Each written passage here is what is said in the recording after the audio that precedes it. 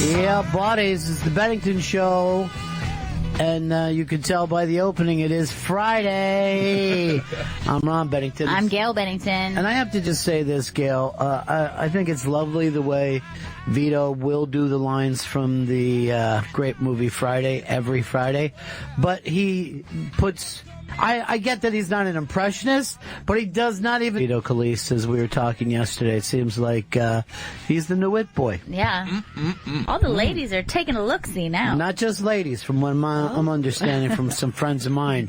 Seems like even in... just like his dad, there was a gay appreciation of him over the years. Coming up, 4 p.m. Unmasked with Judd Apatow, Pete Holmes, and Jamie Lee. I was on the same show as Jamie Lee last night, followed her at the Cellar. Oh, nice. Mm-hmm. Very, very funny, very, very funny. Got her own style. A lot of, as they say these days, a lot of ladies taking back the night when it comes to comedy. Oh, yeah. Big time. The ladies are here to stay. Good thing you tried to kick us out, didn't you? I guess. I don't know. Fuck you, then. I don't remember that. In your fucking faces, guys. We're here to stay. I don't think I remember being that conscious of it. No. You were. Believe me. You said no ladies allowed. Okay. All right. Well, Didn't I guess you say girls drool? Yeah, but I was really trying to get to boys rule, and I needed something to rhyme with it. Well, that's coming up today. Also, in just a little bit, we're going to go over Earl's Filtered Excellence that he does every Friday on the Interrobang. And but there's something that you said you wanted to jump in with today, something you and Vito Calise were discussing. Yeah, we were chit-chatting about it yesterday. And I immediately said, don't fucking tell me to run the air. That's precious. Our time on the air is so precious. What is a movie that you vow never to see? You've never seen it. You don't plan to see it. You hope you never will. I'm only going to do it by a celebrated movie. You know, I'm not going to bring up, like fucking Thor Radamatuski or whatever that shit was, because that's cheap. Right. I agree. Because there's plenty of those types of movies. Yes. Mine is not a movie like that. There's whole genres that are not really for me. But all I have to do is go through my on demand and I just don't pick on demand. I mean, there's one thing that I stopped going to see movies at the theater. And I mean 99.9% of them. But I was willing to do that in my home. Not anymore. So I'm going to give you a movie that got a lot of accolades. There was a Best Oscar for the actress, and I still didn't want to see it.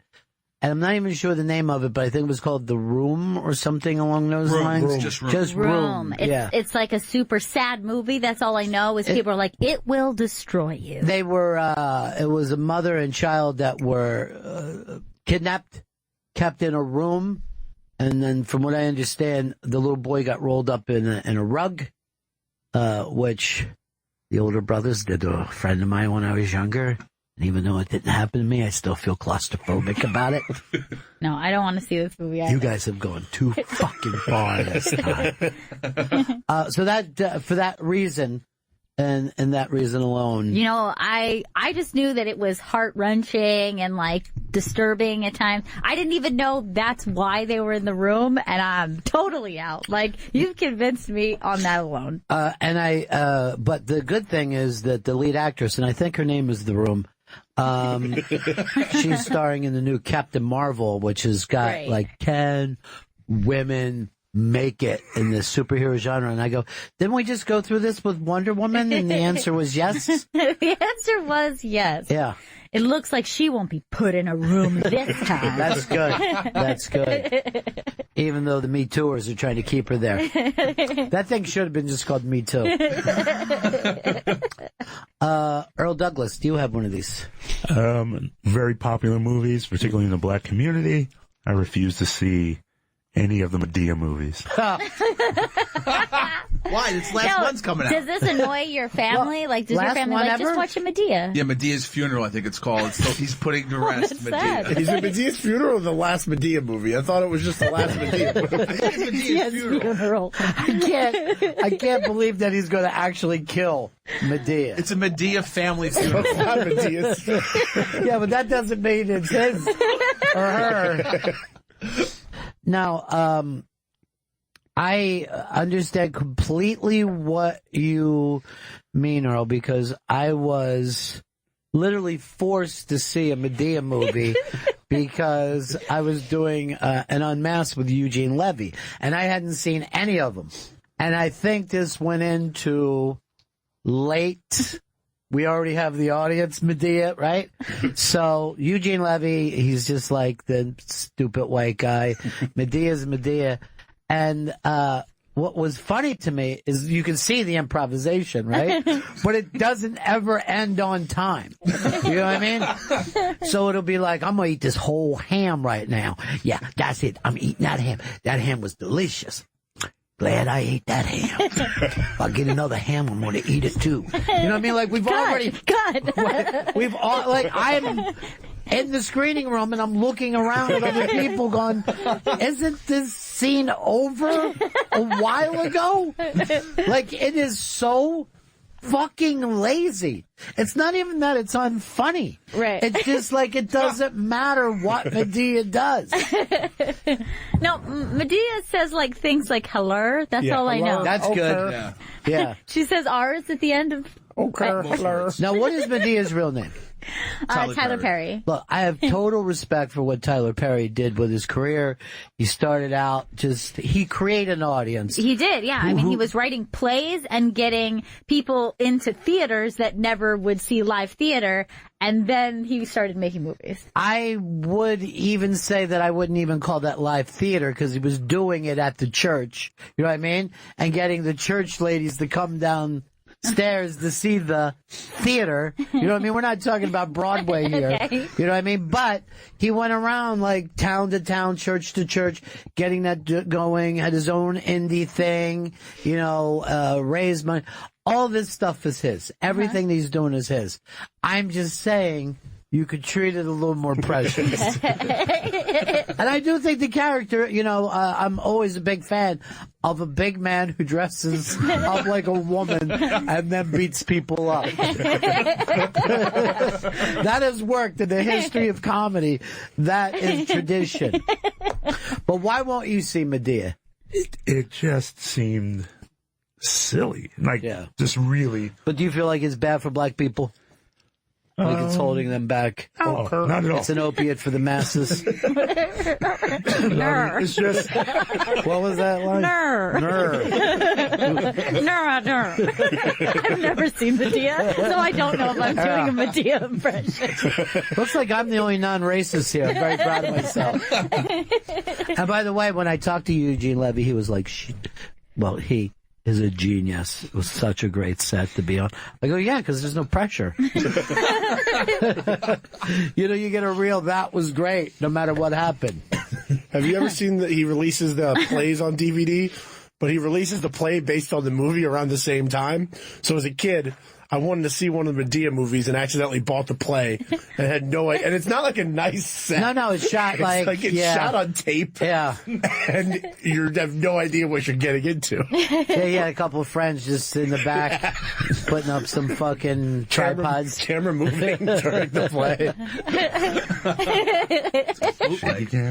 Leslie Calise is a huge Madea fan. Goes to see everyone live. Does she really? Goes to see everyone live, and they don't play it at the theater 2 blocks away from us. Yeah. She has to go uptown to go see the Madea. That's racist. When I'm just telling you the truth. I know. My family loves those movies. Yeah. My parents love those movies. Dude, I was sitting in the screening, which is supposed to be fucking critic. They seemed like they were enjoying it very much.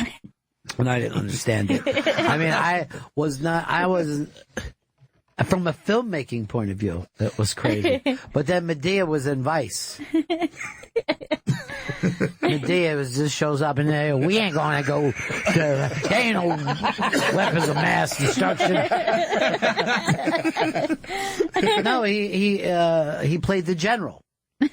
Colin Powell. Yeah, he played Colin Powell, who, seemed like he took it a lot harder that he lied for the administration than I remember him doing. But that was the end of Colin Powell. I'll just say that.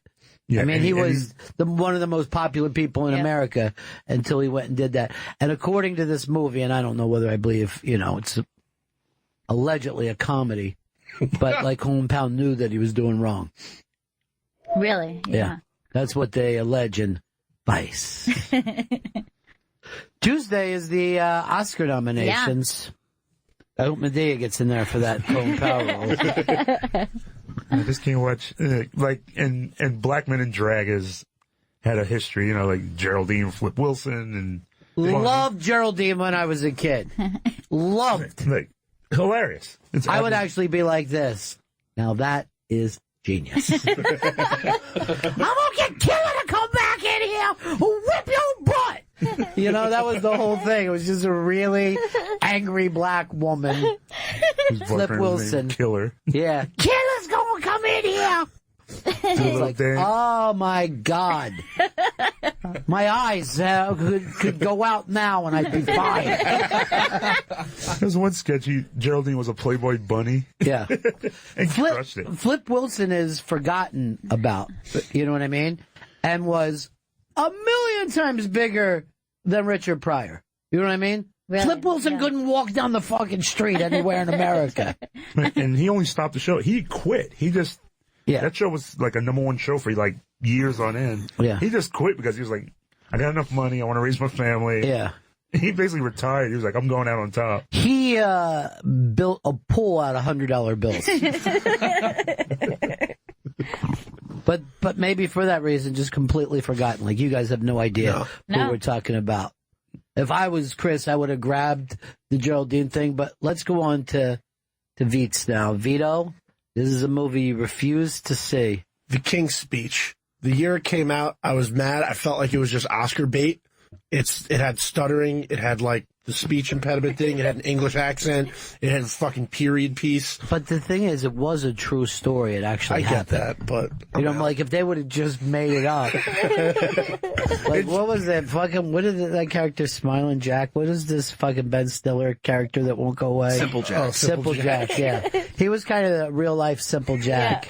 Yeah. But you don't understand. He had a stutter. It's World War II, and he had to give a speech. The best line in that movie was the guy who yells out, "Tut, tut, tut, hey, Junior!" That's our Madea for the white people. Adam Sandler is our Madea. It's amazing. Today, Junior. I've never seen the movie, but I exclusively refer to it as the King's Peach. All right. That's good for Italians. I'll see that version of it. Here's the reason that you guys would love the movie. It's very early radio, and they have those great old microphones. Oh, I do like those. A million times more beautiful. They look very than heavy. Yeah, it looks like an Oscar that you would win.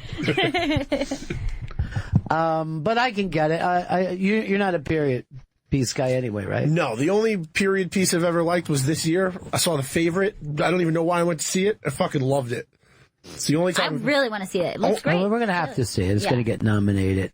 But I've hated everything he's done up to this point. I haven't seen any of the other stuff. I'm going to watch The Lobster this weekend. Fucking hated The Lobster. I'm going to see what I think about it. I've never seen The Lobster, and I get the most polarizing things about it. Like, either people are like, it's great, or people are like, that's the worst thing I've ever Well, seen. remember when you were in college, the freshman film students? That's what The Lobster is. Oh, no? I'm not going to like that. From the plot, that's what I think. It is. Like the movie you saw before my movie played at SVA, like one of those kind of things. Right, just really heavy.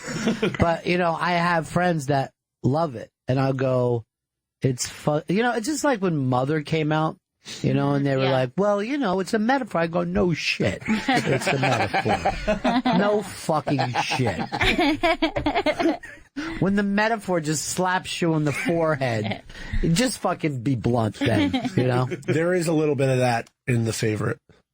Oh, God. Not a lot, just a very little bit. Oh, God. I like all the women in it, though. Yeah, no, the queen, I forgot her name. I want to say Olivia Culpo was amazing in it. Yeah, just say it. Was she the one that's getting all the she's the nominations? One, Who are the other two? Emma Stone and Rachel Weisz. And they're both, everybody. I love everybody in that movie. Everybody's amazing in it. Emma Stone, I've pointed this out before, is probably the only time in my life that I saw somebody in a small part and said, that fucking kid is going to be a giant star. Yeah. You know what I mean? Like, and it was in that stupid fucking... Superbad? Yeah, and Superbad. And she just come on the screen and just lit it up. Mm-hmm. You know, and she was cool and she was, funny. And I'm like, oh, fuck, man. Because that's such a rare thing to see somebody... Yeah. And I brought it up the other day that the first time I saw Don Cheadle, I think other people knew him from TV or something, but I hadn't. And I was like, that motherfucker, Jesus Christ. That's why, I got to be on his side when it comes to this big comedy war. She didn't get caught up in the teen thing too much either. She just did Superbad, Zombieland, and Easy A, and then transitioned right into... Easy A is more of the team thing than anything. Yeah. Yeah. Zombieland was just a funny comedy that shouldn't have worked, and it fucking did. Yeah, it really and a big part of it is the people that were in the movie played it perfectly. Yeah. I guess you have to give the director credit, but they were all good actors in that movie. Yeah. And then the Bill Murray part is just fucking ridiculously. I mean, to me, that is Ghostbusters 3. I don't care what anybody says. Olivia Colman's her name, who played the queen. Well, you did the best you could, Vito. I did. Nobody's I said good Culpo, at, yeah. and I just don't want to I don't want to be wrong. Again, I'm sorry everybody online is making fun of you for wearing a hat indoors. And I noticed that since that happened, you have cut it out.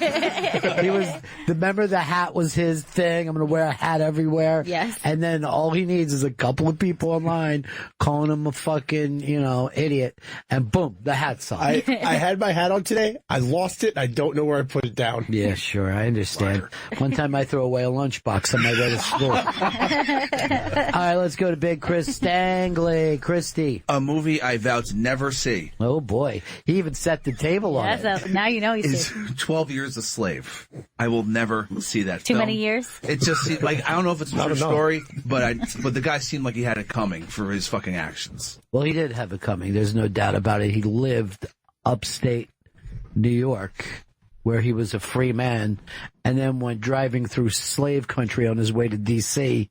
during the Civil War or whatever, or right before. The fuck are you doing, dude? You're going to get stuck there for 12 years at least. There's a reason why you didn't see me hanging around Berlin in the 80s. Too fucking close. Well, every once in a while you bet somebody gets snagged somewhere in, North Korea. Yeah. Right. And you're like, what are you fucking doing in North Korea, man? There. Just stupid. I'm still nervous on 125th Street, and it's fucking safe. Earl just said me too. Earl, you're behind the Iron Curtain every day of your life. Always. It's just I'm always kind of get the double looks everywhere. By the way, who directed that 12 Years a Slave? Was that Steve McQueen? Yeah. First of all, don't use another person's fucking. It's just fucking ridiculous. Yeah, it always throws me off when I hear it. Because I'm like, it can't be Steve McQueen. Why aren't you just Stephen F. McQueen, and then we can move on with life? But then there's that other McQueen that was clothing designer. Alexander. Yeah, that confuses me enough when I see Alexander McQueen. Because I don't run into a lot of McQueens. Yeah. There's nothing better than Michael Jordan and Michael B. Jordan. They've set it up for you right there. Oh, it's better. I mean, there's better. It's an entirely different name, but it works. But everyone, 12 Years a Slave annoyed me for the fact of, we know it's fucking bad. Can you tell us another story than just it's terrible to be a slave? You know what I mean? Could there once be a slave who was the hero of his slavedom? Yeah. Well, they tried that with the Nat Turner movie. And but that guy was a rapist. That's what fucked him I up. forgot about that because I remember I was really excited to see that. Yeah, everybody wanted to The see it. Oscars Too White thing happened, and then the next, a week later, they said this is going to be the biggest movie of next year's Oscars. Yeah. And in the middle, the rape came back. Came out. He didn't feel bad about. Yeah. And then also my orthopedist is the executive producer of that film, and he was very excited. The Nat Turner movie? Yeah. Why do you have an orthopedist? Or for the shoulder and the knee. Oh, okay. You're very young. For some reason, I thought this was tooth related. You're getting braces. Orthodontist. I got confused. I came in for like a checkup, and all he talked about was his executive producer role, and was like, "All right, you look great," and just left. All he wanted to talk about was his fucking movie. Well, why don't you just fucking book him? You should have brought Maybe him that's in. what he was fishing for. I think so. Is that why you won't say it? Because you fucking out of bed? All right, G, you're the one who started this. All right. The movie that I vow never to see came out, I believe, 2006, and that is Oliver Stone's World Trade Center, the movie. Never saw it. That shit, I literally saw a trailer for it, and I'm like, there's no way I'm going to see it, and I have vowed never to see it. I just don't want to see that movie. It's the feel-good 9/11 movie. Insane. First of all, that's like a couple years later, wasn't it? Yeah, it was like 4 or 5 years later, yeah. But here's the problem with that movie, and I didn't see it, but I know the story.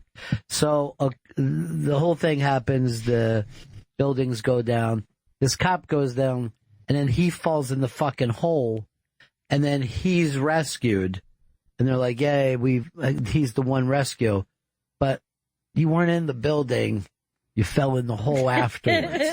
You know what I mean? Right. Like, no offense to you, you're a first responder, but you weren't the guy that was going to give the nation hope. We really thought there were people trapped under that rubble. We were wrong. Yeah. Everything about it, particularly, it was just kind of a funny thing because, remember, we had seen Oliver Stone.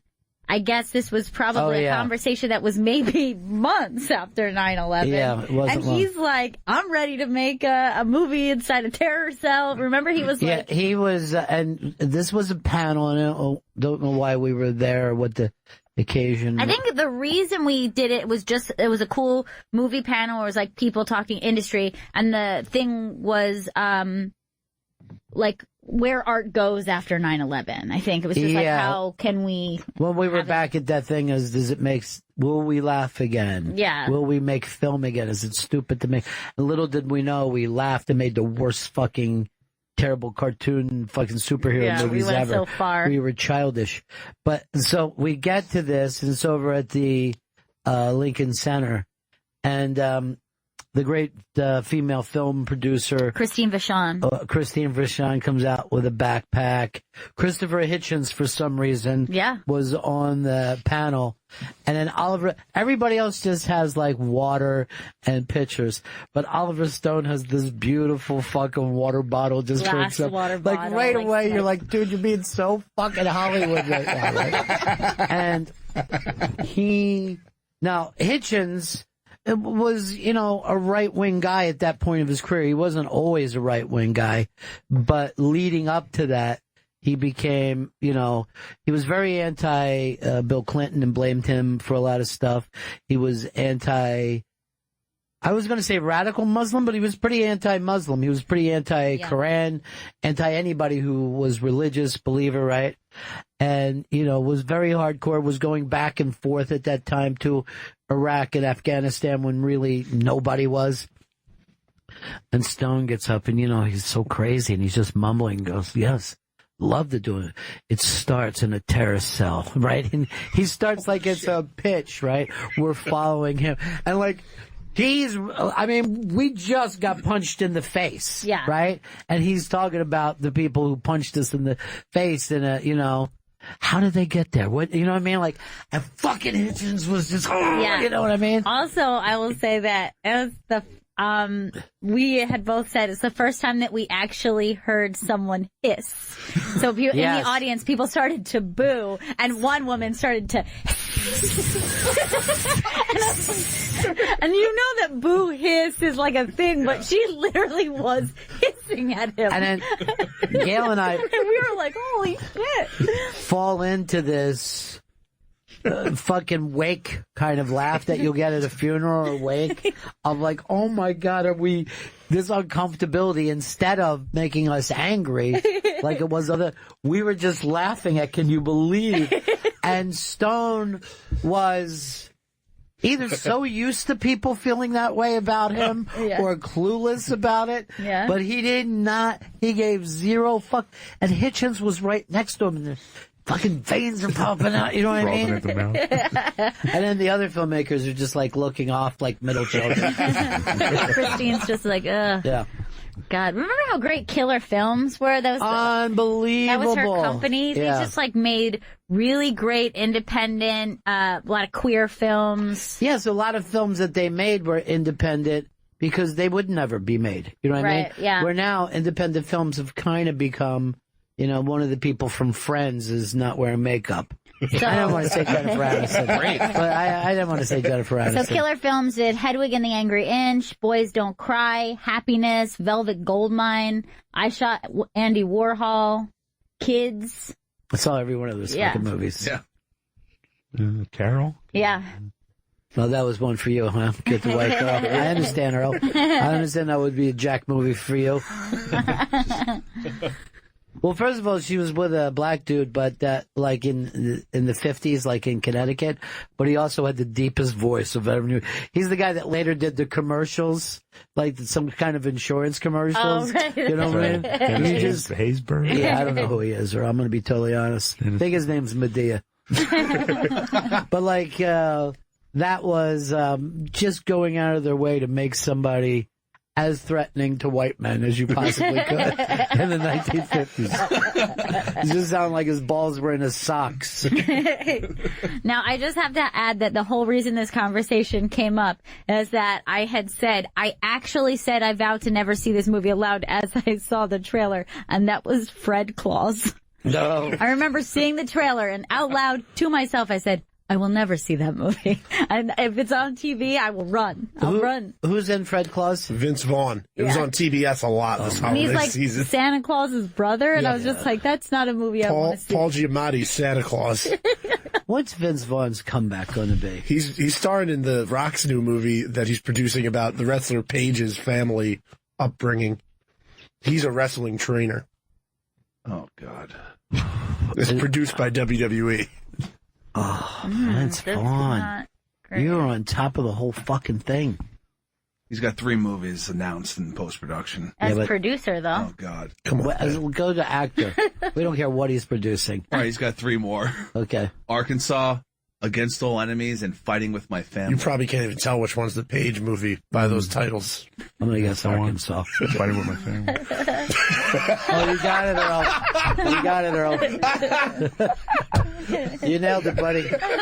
Hey, let's do Earl Douglas's Filtered Excellence. Let's see whether, and we need some kind of drop for this. We got to get some producers come up with a cool drop for Filtered Excellence. Drop. That's a drop that we need when we're going to say that we need a drop. We need a drop, yeah. It should sound like some dripping and a drop. All right, Earl, what do you got for us? We'll see whether we're there's not interested. one, but 2. What? 2? 2 documentaries, one on Hulu, one on Netflix. Rockumentaries on the Fire Festival. And there's that's the festival that just went ape shit, just crazy. Everything fell apart. They did it. They brought everybody in, and they couldn't fucking had no toilets or food for them. No, or Axe. Where were they? Were they down in I think the? the Bahamas. Yeah, they're down in the Bahamas, and there's 2 documentaries on it, and it basically just goes chapter and verse, like how this guy Billy McFarlane basically defrauded everyone and completely fooled everyone into this festival. You know, down in the 1970s. The early 1970s, I was a little kid. My big brother went down to Puerto Rico for a rock festival that fell apart so much that it was on the news. I think some kids had gotten killed or, whatever. And there wasn't enough food, all the same kind of shit. There wasn't any water and places to sleep. And, you're in Puerto Rico. It was really fucking hot there. And that was, of course, pre-phones, pre-internet.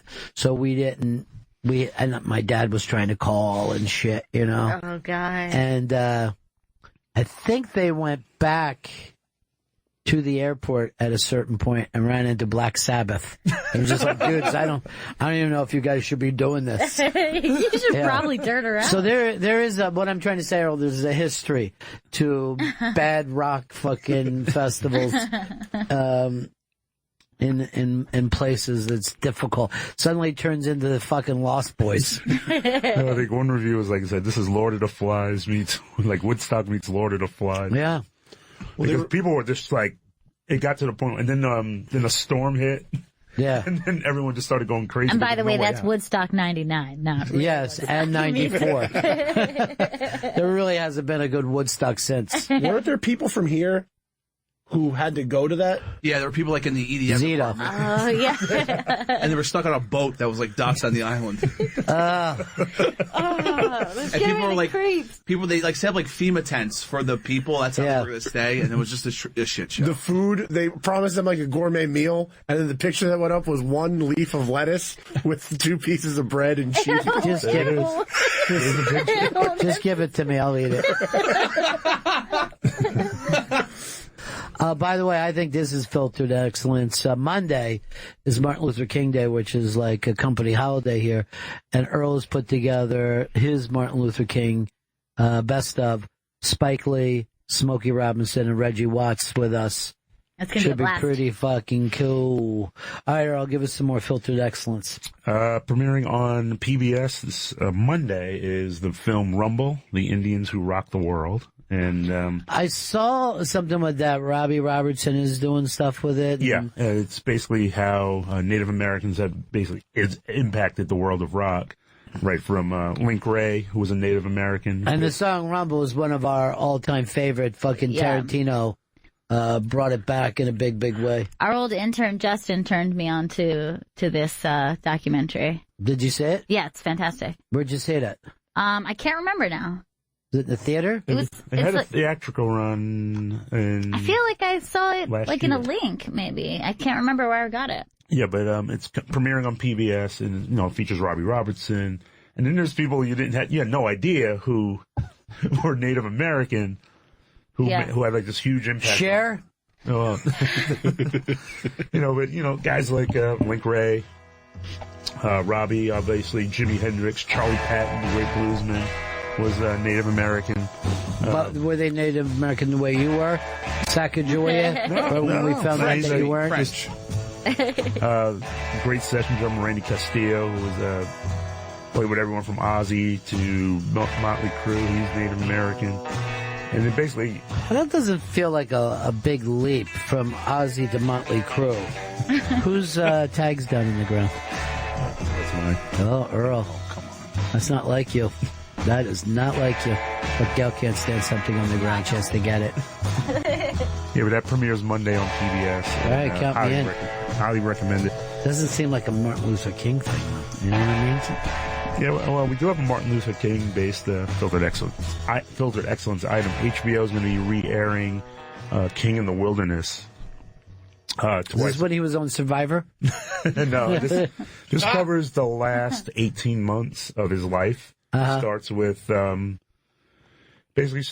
events leading up to his speech denouncing the Vietnam War, and then 1 year to the day he was murdered in Memphis. Wow. But it covers that last year and basically the hell he went through. Because I think only Johnson was the most hated person in America next to Martin Luther King. He was hated, and yet he stayed the course and just kind Earl, of. if it means anything, not by me. Not by me. I was on the side of Martin Luther King and Muhammad Ali. Who was also the one of the most hated men in the. Yeah, he was despised, yet no one remembers that. Fucking hated. When everyone was, doing memorials for him, everyone was like, our most beloved athlete. Yeah, you just fucking you whitewash literally everything. Yeah. Just like you won't find anybody who went, oh yeah, I voted for Nixon. I thought he was the one. The guy won like fucking 49 states. I think Reagan broke the record of how many states he won. I will also fucking tell you this, Gail. I mean, Earl, not on my side of the family, but Gail has 2 grandparents who voted for George Wallace.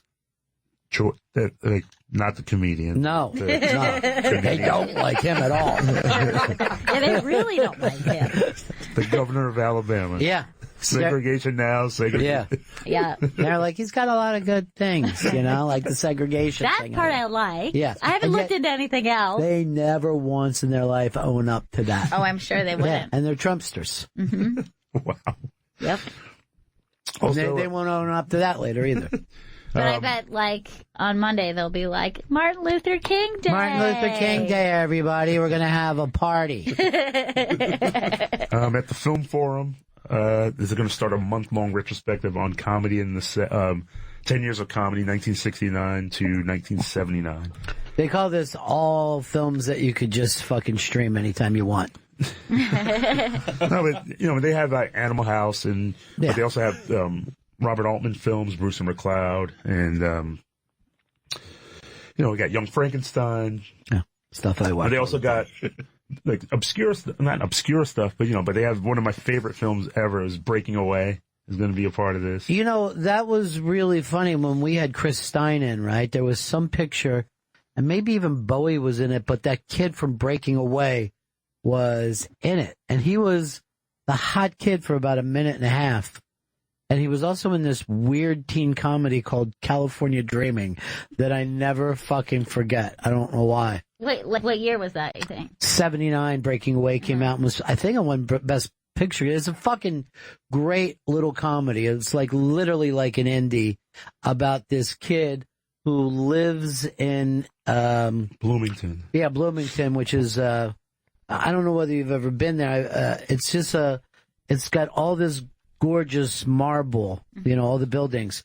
And the premise of the movie is those kids' fathers dug those things that brought that marble out, right? And but the rich kids go to the school. Their kids aren't going to college, right? It's back when people didn't go to college. That some people didn't go to fucking college, and they were just regular people.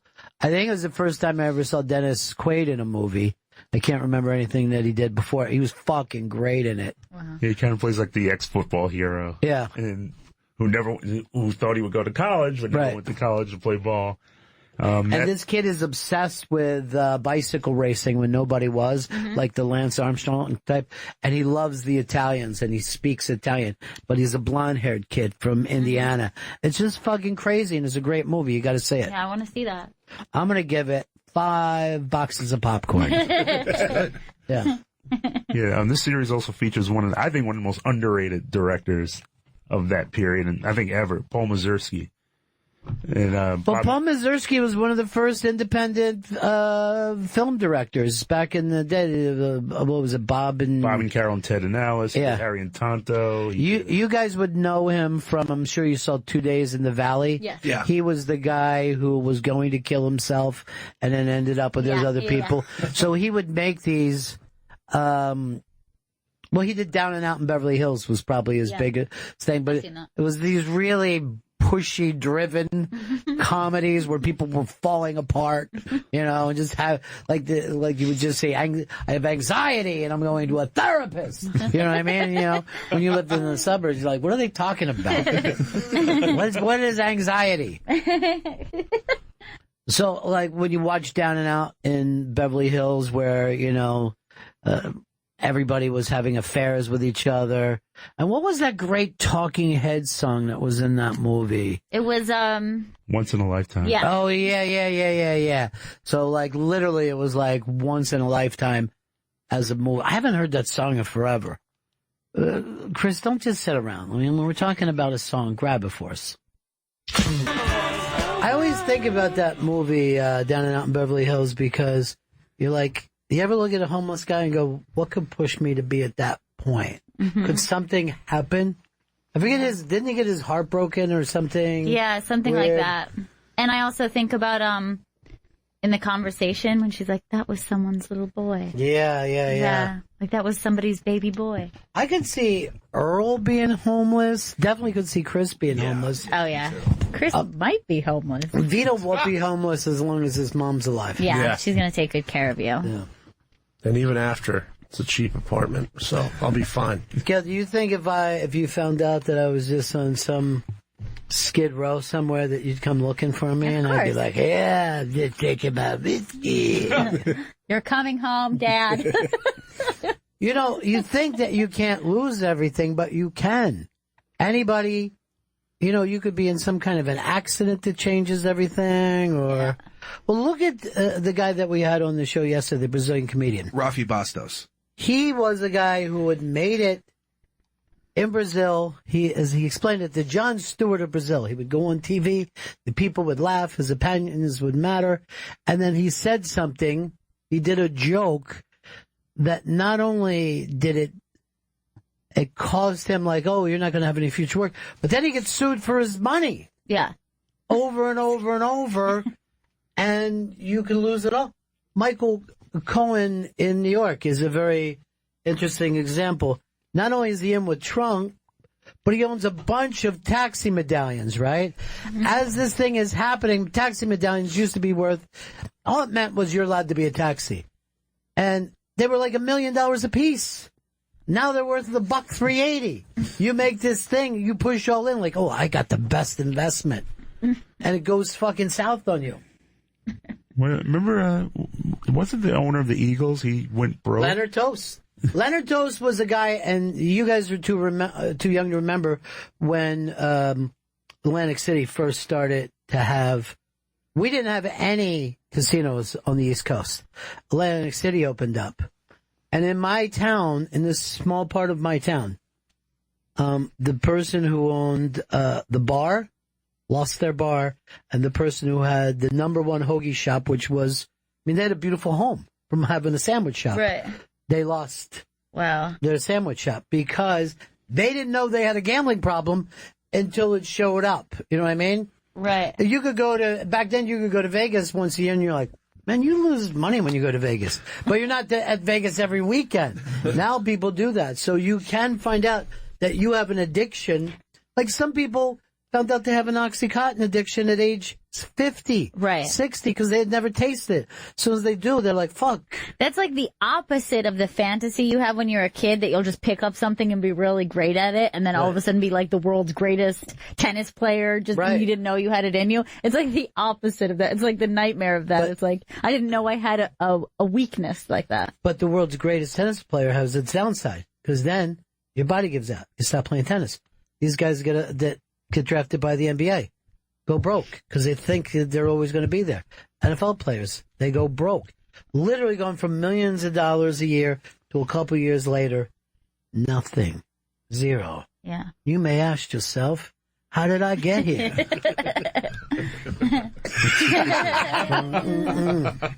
What a great band.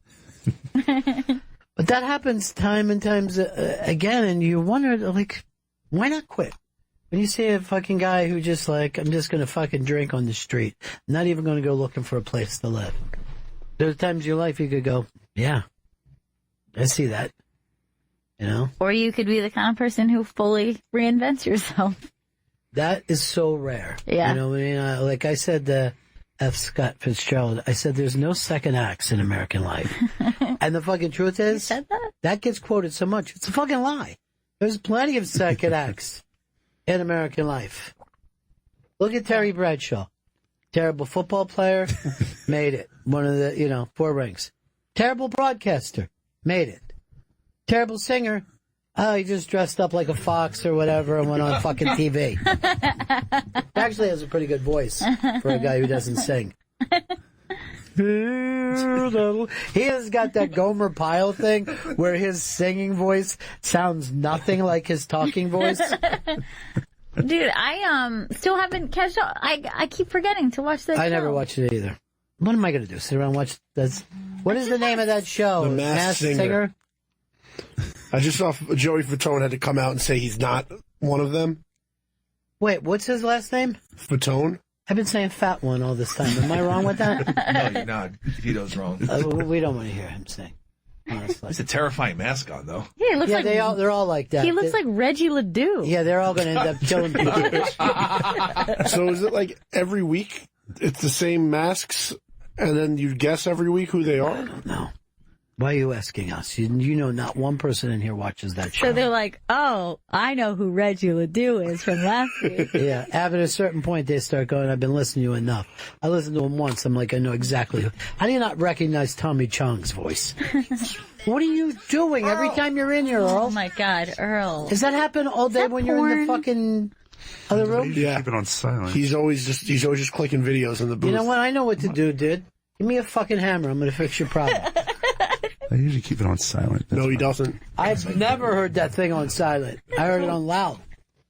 You know, if you lived in Brazil, they'd fucking cart you out in the middle of the night, throw you in a goddamn hot box, and that would be it. And by the way, that's the world you millennials want to live in. You want to be the next Brazilians. Yeah. I love Brazil. I just want our flag to be blue and green. Listen how stupid you're talking. Yeah. I bring up the fucking First Amendment, number one amendment, and you're making a thing about their flag being better. And it is, Vito. But that's not the point of this conversation. No one said their flag wasn't better. It definitely is. They have their flag looks like it should belong to another planet. Yeah, it's You pretty know? cool. You may ask yourself, we consider that the Nazi side of it. You like Nazis, Earl? No. You like white supremacists? Is that the world you want to live in, Earl? They kind of A don't. white supremacist is goose stepping. They kind of don't like me. That's the video he was just watching around. They don't like me Don't at be all. the fucking man in the high tower. Be the fucking man in the low tower. All right? Or be the girl in the low tower. Exact opposite. I just read a new Hitler fact that just came out. Oh, great. I mean, a new Hitler He and fact. Eva Braun never had sex. They never. Well, we heard about his dick. No, but it was because of her, and her vagina was very shallow. She had like a busted up People are vagina. fucking... Shallow Look, vagina. it's not enough that these are two horrible people, but we attempt to turn them into circus freaks. Yeah. His dick was a little macaroni that was fucking twirled, and that piss came out midway through it. That's fucked up.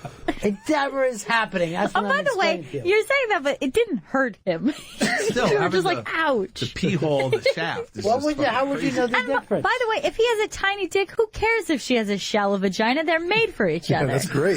Seems This is perfect. just the And thing by I the read. way, Chris, you won't use a urinal. Why do you have to sit and fucking...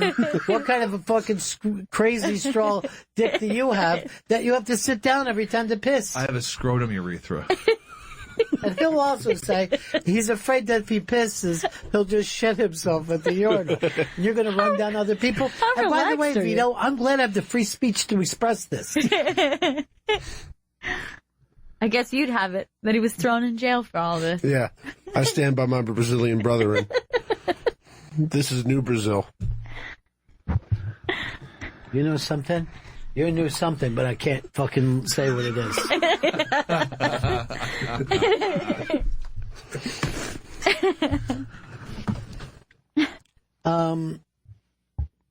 We're doing an Unmasked today. Actually, the Unmasked is interesting because these comedians take the thing that some comedy is hate speech.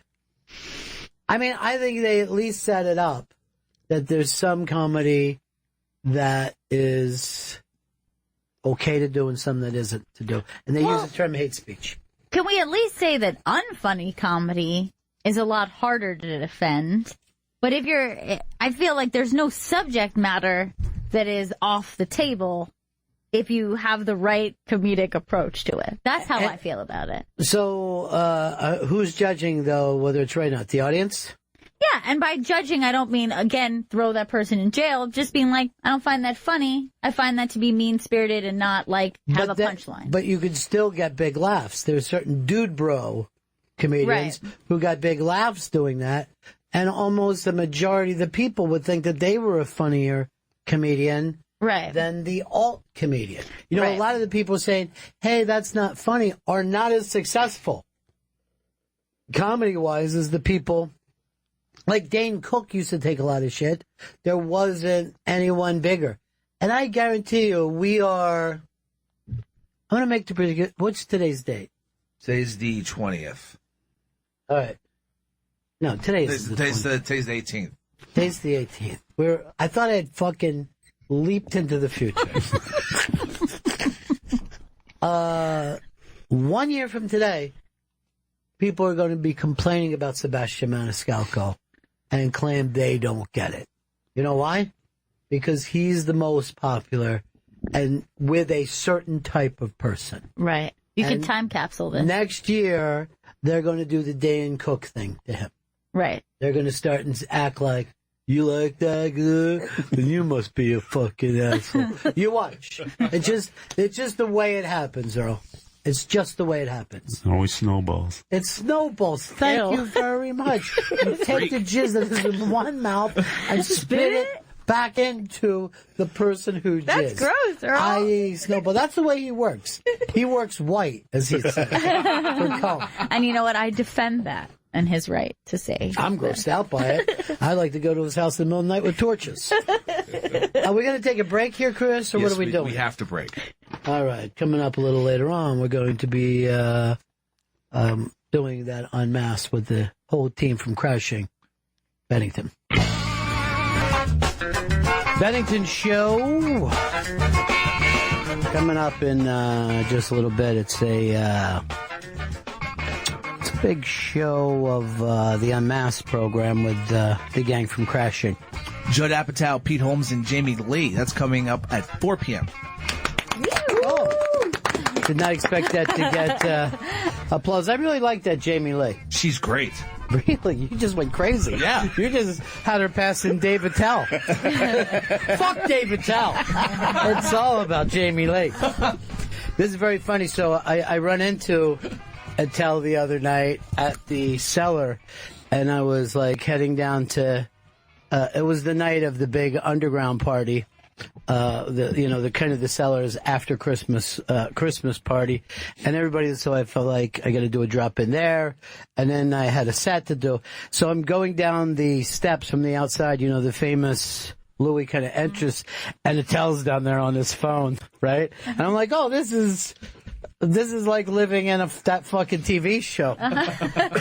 So I say, he's like, hey, you heading over? And I go, oh, no, I was just there. I'm doing my set and I'm heading home.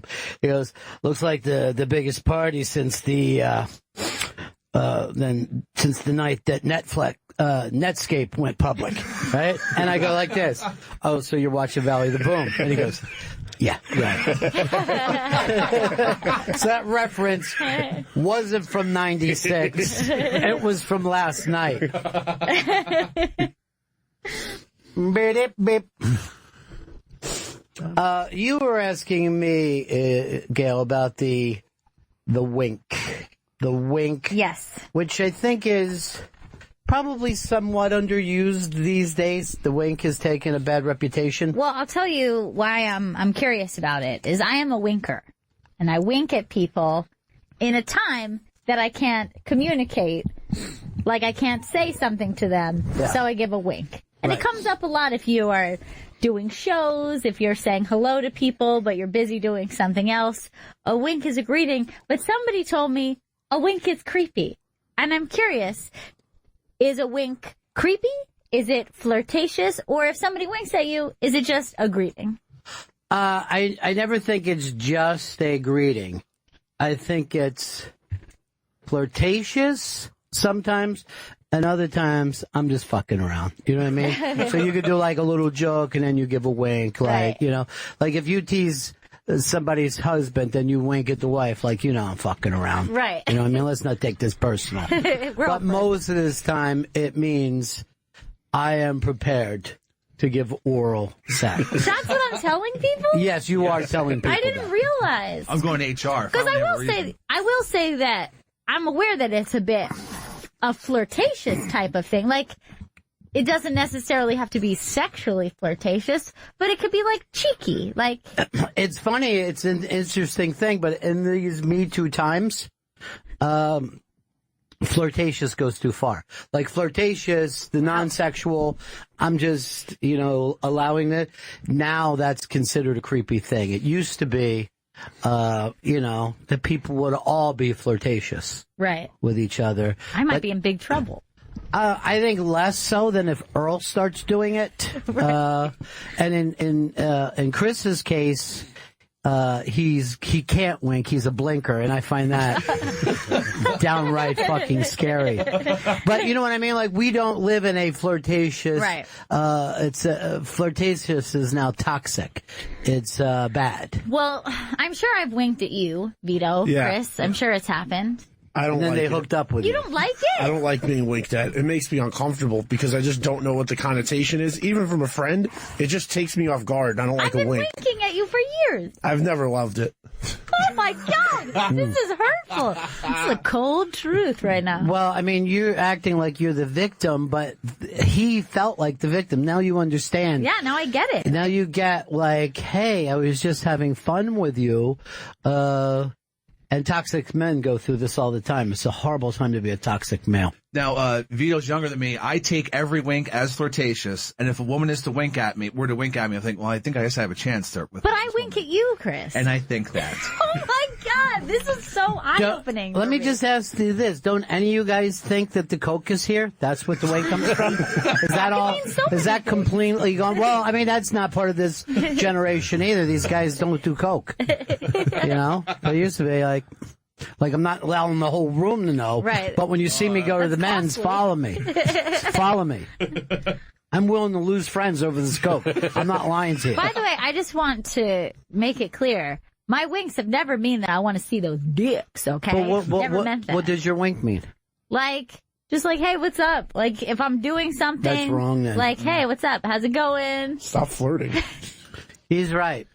Guys, He's right. you guys are prudes. You think, hey, what's I'm up? not the prude. Again, Vito is. you're victim shaming. All right, you're right. I'm sorry that These I... guys, they winked felt at your uncomfortable with No, that. Earl, if I winked at you, would you have taken it flirtatiously, you think? No, not at all. What No. about the time that you asked Earl to come into your house to bust up a Chippewa?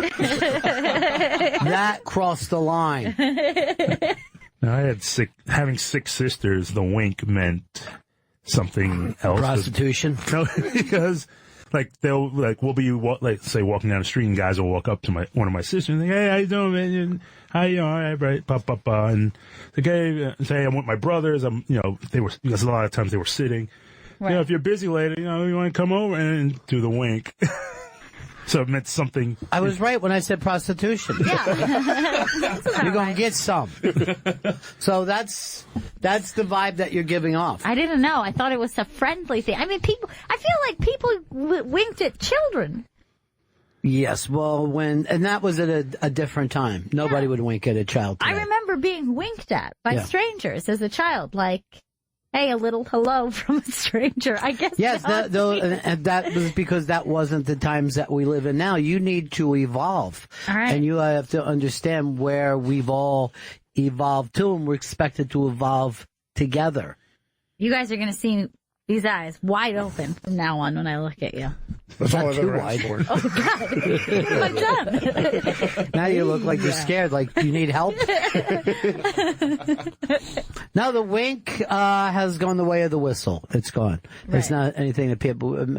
There was a time where everybody whistled, and now no one whistled. And the big reasoning is what really killed the whistle was being able to have music with you.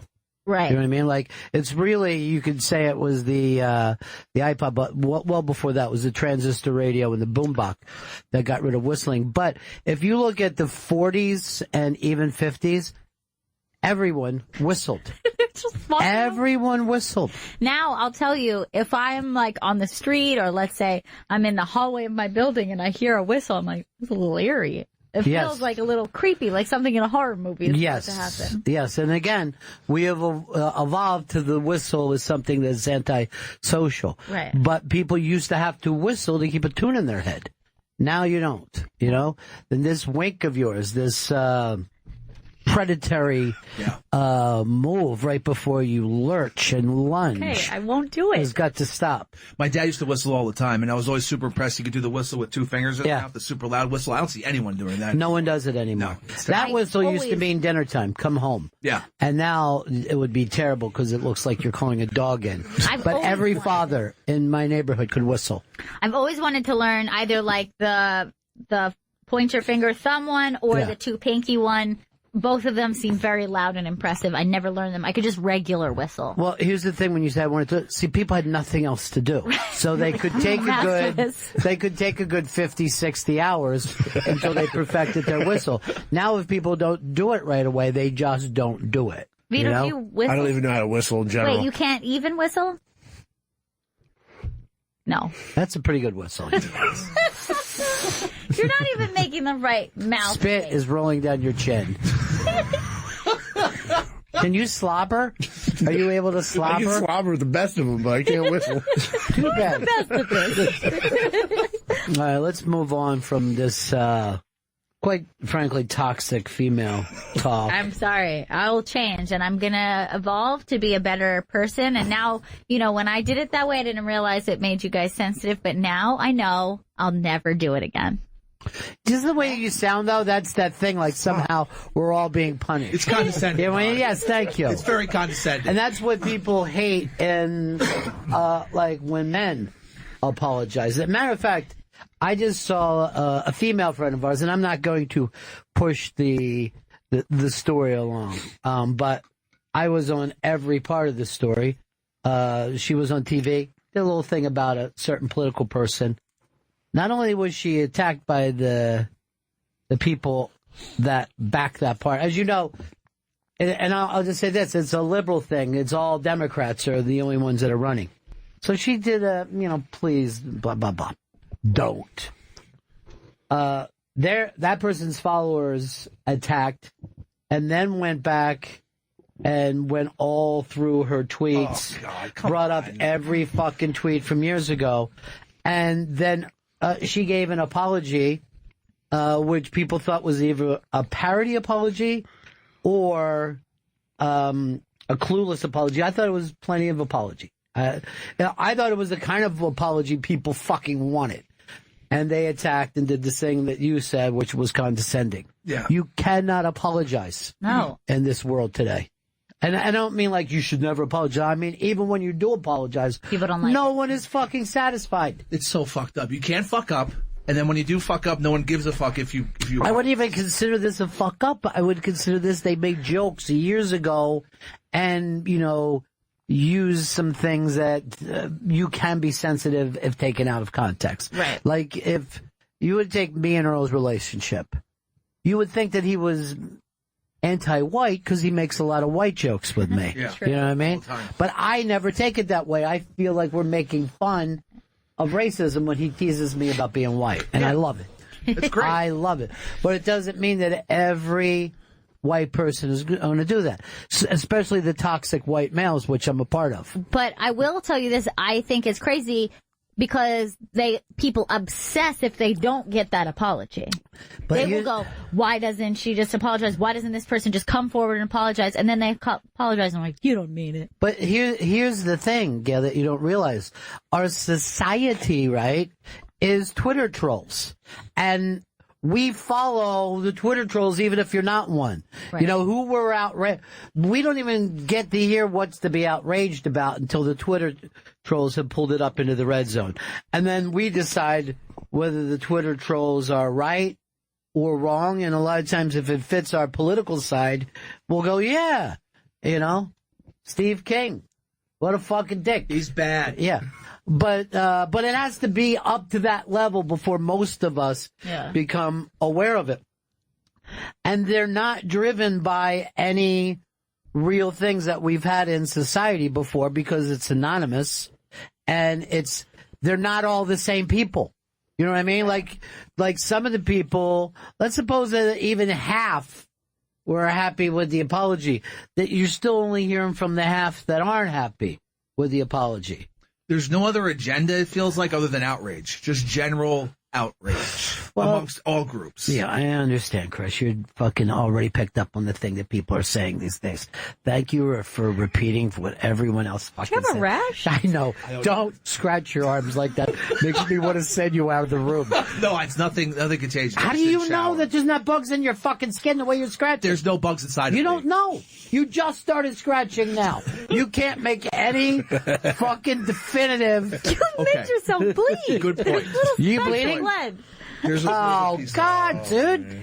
You're nuts. You're only going to do that if there's a bug under your skin. Now I gotta go to a doctor to find a bug in me. You should be there now. You should be out of this room. Oh, my God. Vito, burn his blankets in the break room. We have a break room where we all use the same blankets. It's a pile of blankets. Go ahead and grab one. Earl's going to be working around food tonight. So the good part is they're probably inside of me, not on the outside. No, that's not good. I don't want For you guys. No, that isn't good. But if it's inside of me, how can it get The inside? ringworms, they come in and out all the time. God. Jesus. They come out? I thought they were just inside. No, we're the blotches. Why would you be scratching if it's inside? Why not swallow a razor blade then, trying to shake it around your body? I thought... Can I tell you something? We were having an adult conversation. We really were. You know what I mean? And now I got this fucking hobo. And I have to explain hygiene to him. I'm worried about the break room. I'm You not go going running there. in there. No one used those blankets. Well, one of the things that we say don't come to work sick here is we have a lot of people, some of them very legendary and elderly. You know what I mean? And I don't want to find out that one of these Hall of Fame broadcasters was killed by your fucking ringworm. So terrible. I'll get the ringworm test. I'll keep an eye out I don't for know if anything there coming is out of my one. skin. Don't just do ringworm tests. Do like a few different Yeah. tests. Yeah, do it all. Get a flight of tests. Get one for scurvy. You know what? Get a lime. Eat a lime a day. You need No, wait. that. Does the lime help with scurvy or give you scurvy? No, it helps. Okay. You don't remember. No food is ever bad for you. So it was the lack of limes was their problem? Well, it was the lack of sunlight, and I think the lime helped with it. Okay. They were fucking disgusting Englishmen. I think it was lack of citrus also. Yeah, but the citrus is not... There was no citrus until the New World. Really? Where were they going to get fucking citrus at Yeah, in they fucking can't. England? I never. Oh, wait, Italy. But you know what I'm talking about. England's not known for fucking having tropical fruits. They got scones. You know, I've noticed that because they're not, they're very obsessive with the tropical desserts, because I've noticed this on the Great British Bake Off. Yeah. They're always like, so we're doing a passion fruit curd with a coconut. It's just like, just stop it. Everything is like, it's like a margarita, but a pudding. Just stop. How would you like to know that, like, you're from the worst place in Europe? You know what I mean? It's fucking difficult for them. I used to work with a woman who was from London. She like moved here for a couple years to the city for Yeah. work. And she was obsessed with margaritas. And I was like, hey, I know you can get them here, but just so you know, it's not an American thing. You know, it's like it's Right. a Mexican thing. You just can get them because you're Mexican. But she's like, I've been telling all my friends, you've got to come to America and try a margarita. It's amazing. It's so good. Good for her. I'm glad she's enjoying our fucking little place here in the tropics. They have the best margaritas. Now there was there was a big battle going on. I think it even came to death by the time it was over. But the thing was, where is the key lime pie from? Because they traced it back, and the first time the recipe was written down was New York City. And people in Key West went fucking buck wild, and rightfully so. Just because we couldn't write doesn't It's mean... exactly what they gave. They said they weren't the kind of people to write stuff down, but it is theirs. And then and this really annoyed me, they did a pie contest, and then whoever the stupid judge was called it a draw. No, just forget Just it. make a fucking pick. But I can tell you, as I live here in New York City, and no, you want to get a key lime pie in the southeast of Florida, anywhere in South Florida, you can get a good key lime pie. But I love it so much.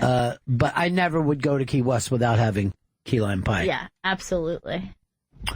But the weird thing about recipes is who really knows?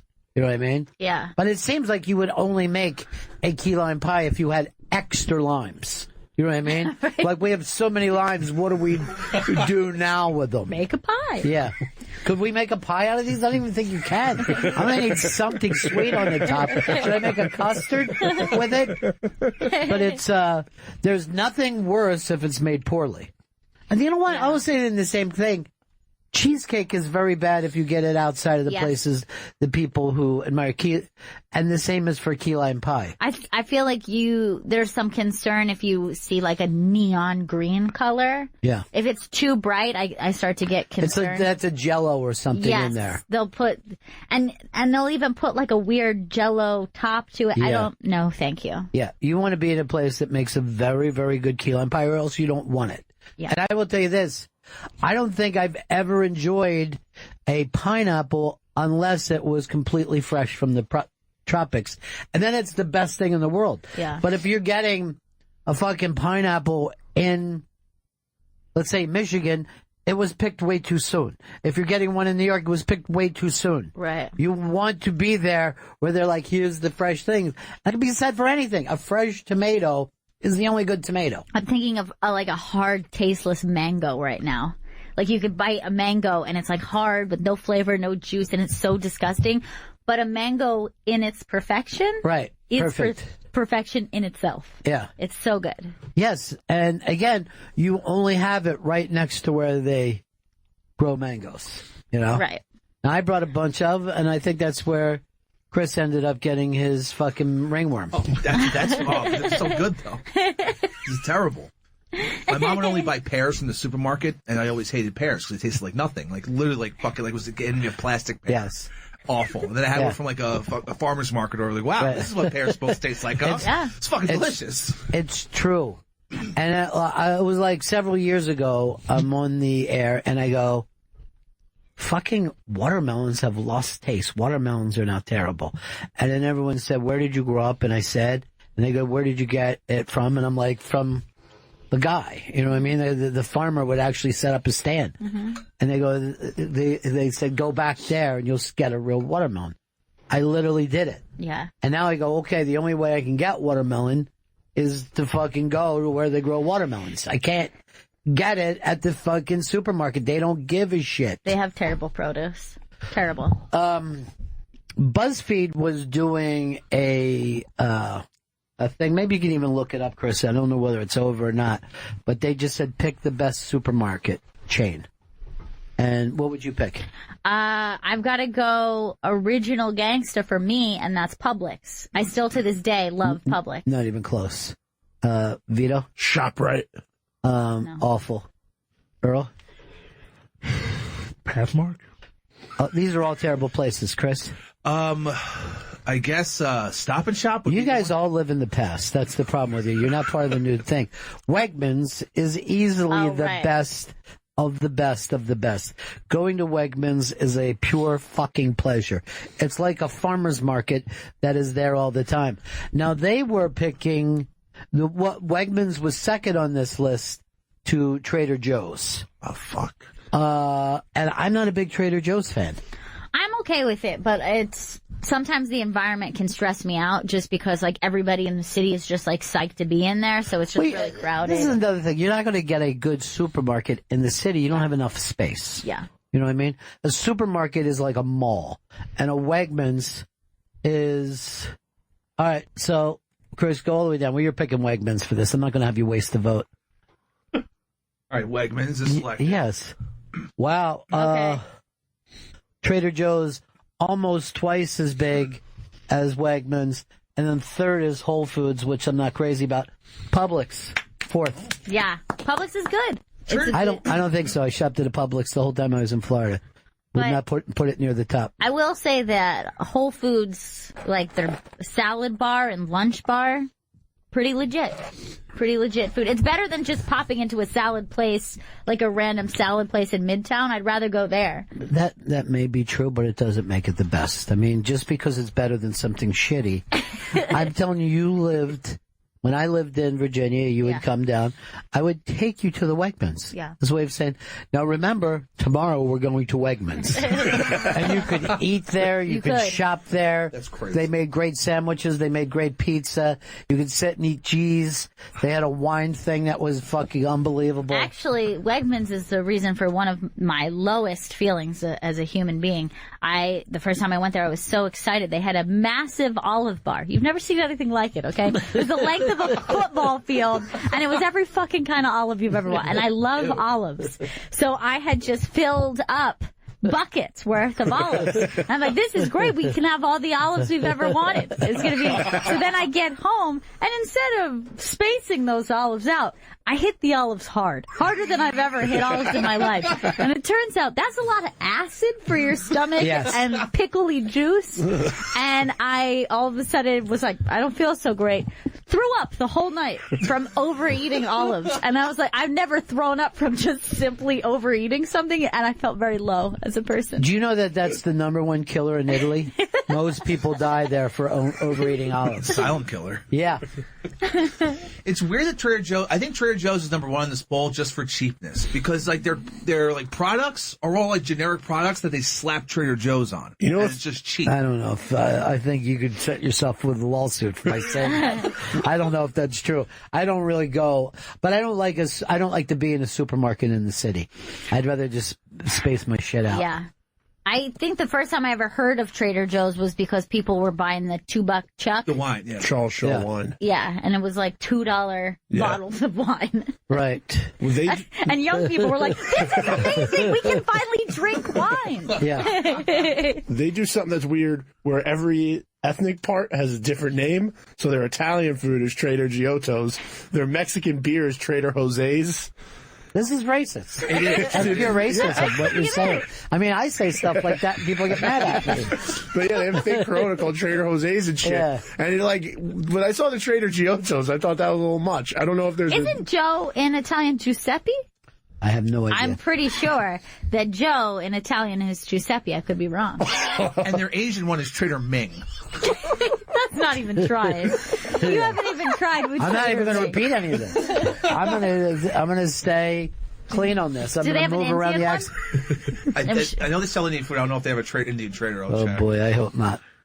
I hope they haven't moved into that. They love everyone, man. Yeah, I don't know, Chris. I mean, when you're using names like that, I don't even want to know what their black food is. Bro, what do you think is the number one African American food? Chicken. And yet, everybody has chicken. I mean, everyone's obsessed with chicken. I would say 90% of the meats that are consumed by everyone in this country. Yeah, is most of the chicken. time they're like, you know what, I'm going to eat healthy tonight, chicken. Not going to have a steak. That's the healthiest I can eat is chicken. There's no healthier for me. Like, I feel, I did good today. Just ate a bunch of chicken. What is a bad day for you? A bad day would be like... Ringworm? That's today. Like fried chicken and like cheeseburgers and pizza in one So day. pretty much just Trump's spread. Yes. His Chris Stanley's Go to spread. American food. Go to American food. The funny thing is that when he was doing that, he looked a little heavier, and his suit was so ill-fitting. Yeah, and the way he was standing behind it with just his shoulders so tight. He looked like he With was a the manager of a fucking fast food place. God, that's so weird. Yeah, that's Chris Stanley's lunch. the hands out. The jazz hands for some. He jazz hands a lot. Well, I was telling Gail this today.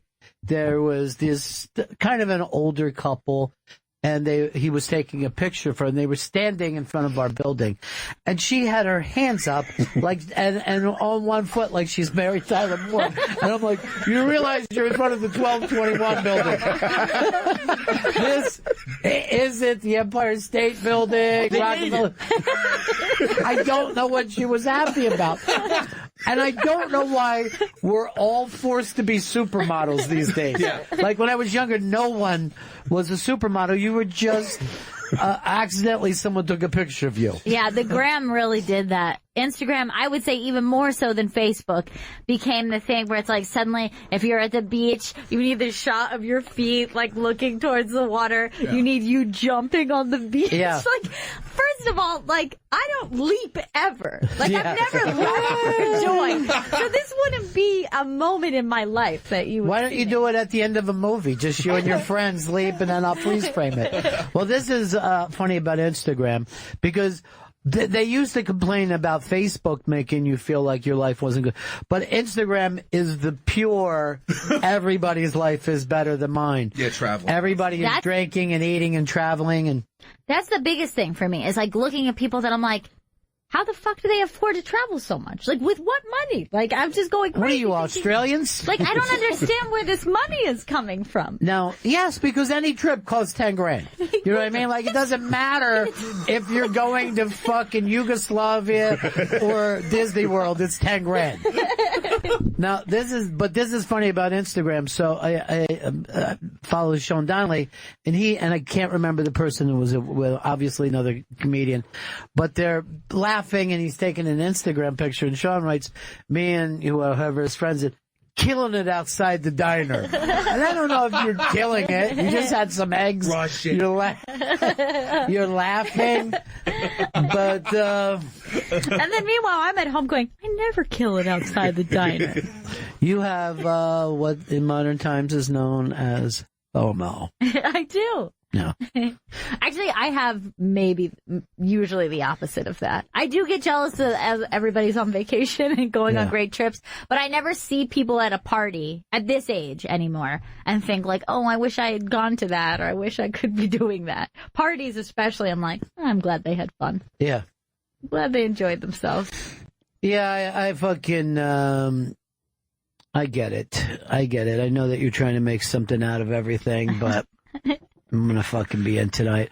You know what? Now, I've never brought up, like, a spoiler alert, but I was out with the boys after the Unmasked this week, and Chris is now bugging me because I got him into you, right? Mm-hmm.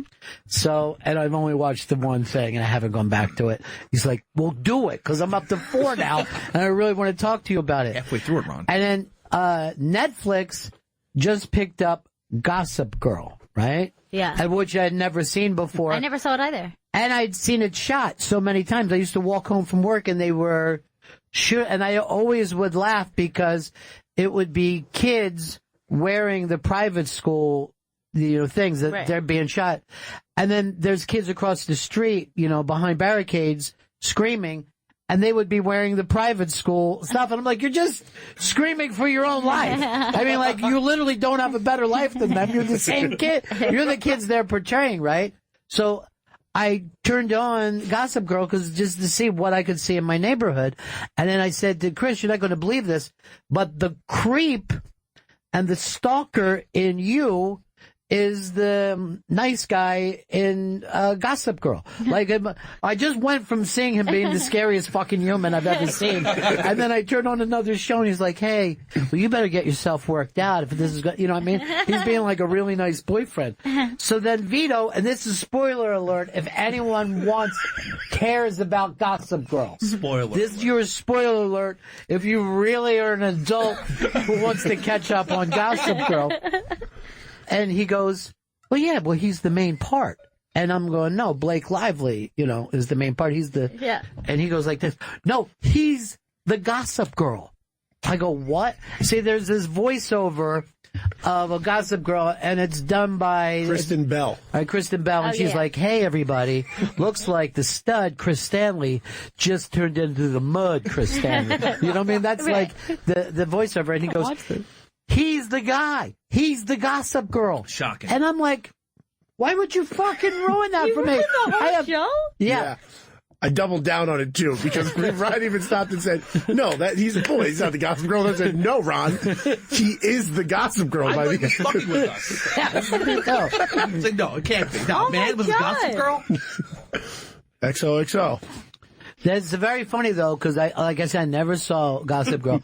Blake Lively has the most adult face that you've ever seen. Yeah, she does. I do remember her looking like a grown-ass woman. And it's a big face.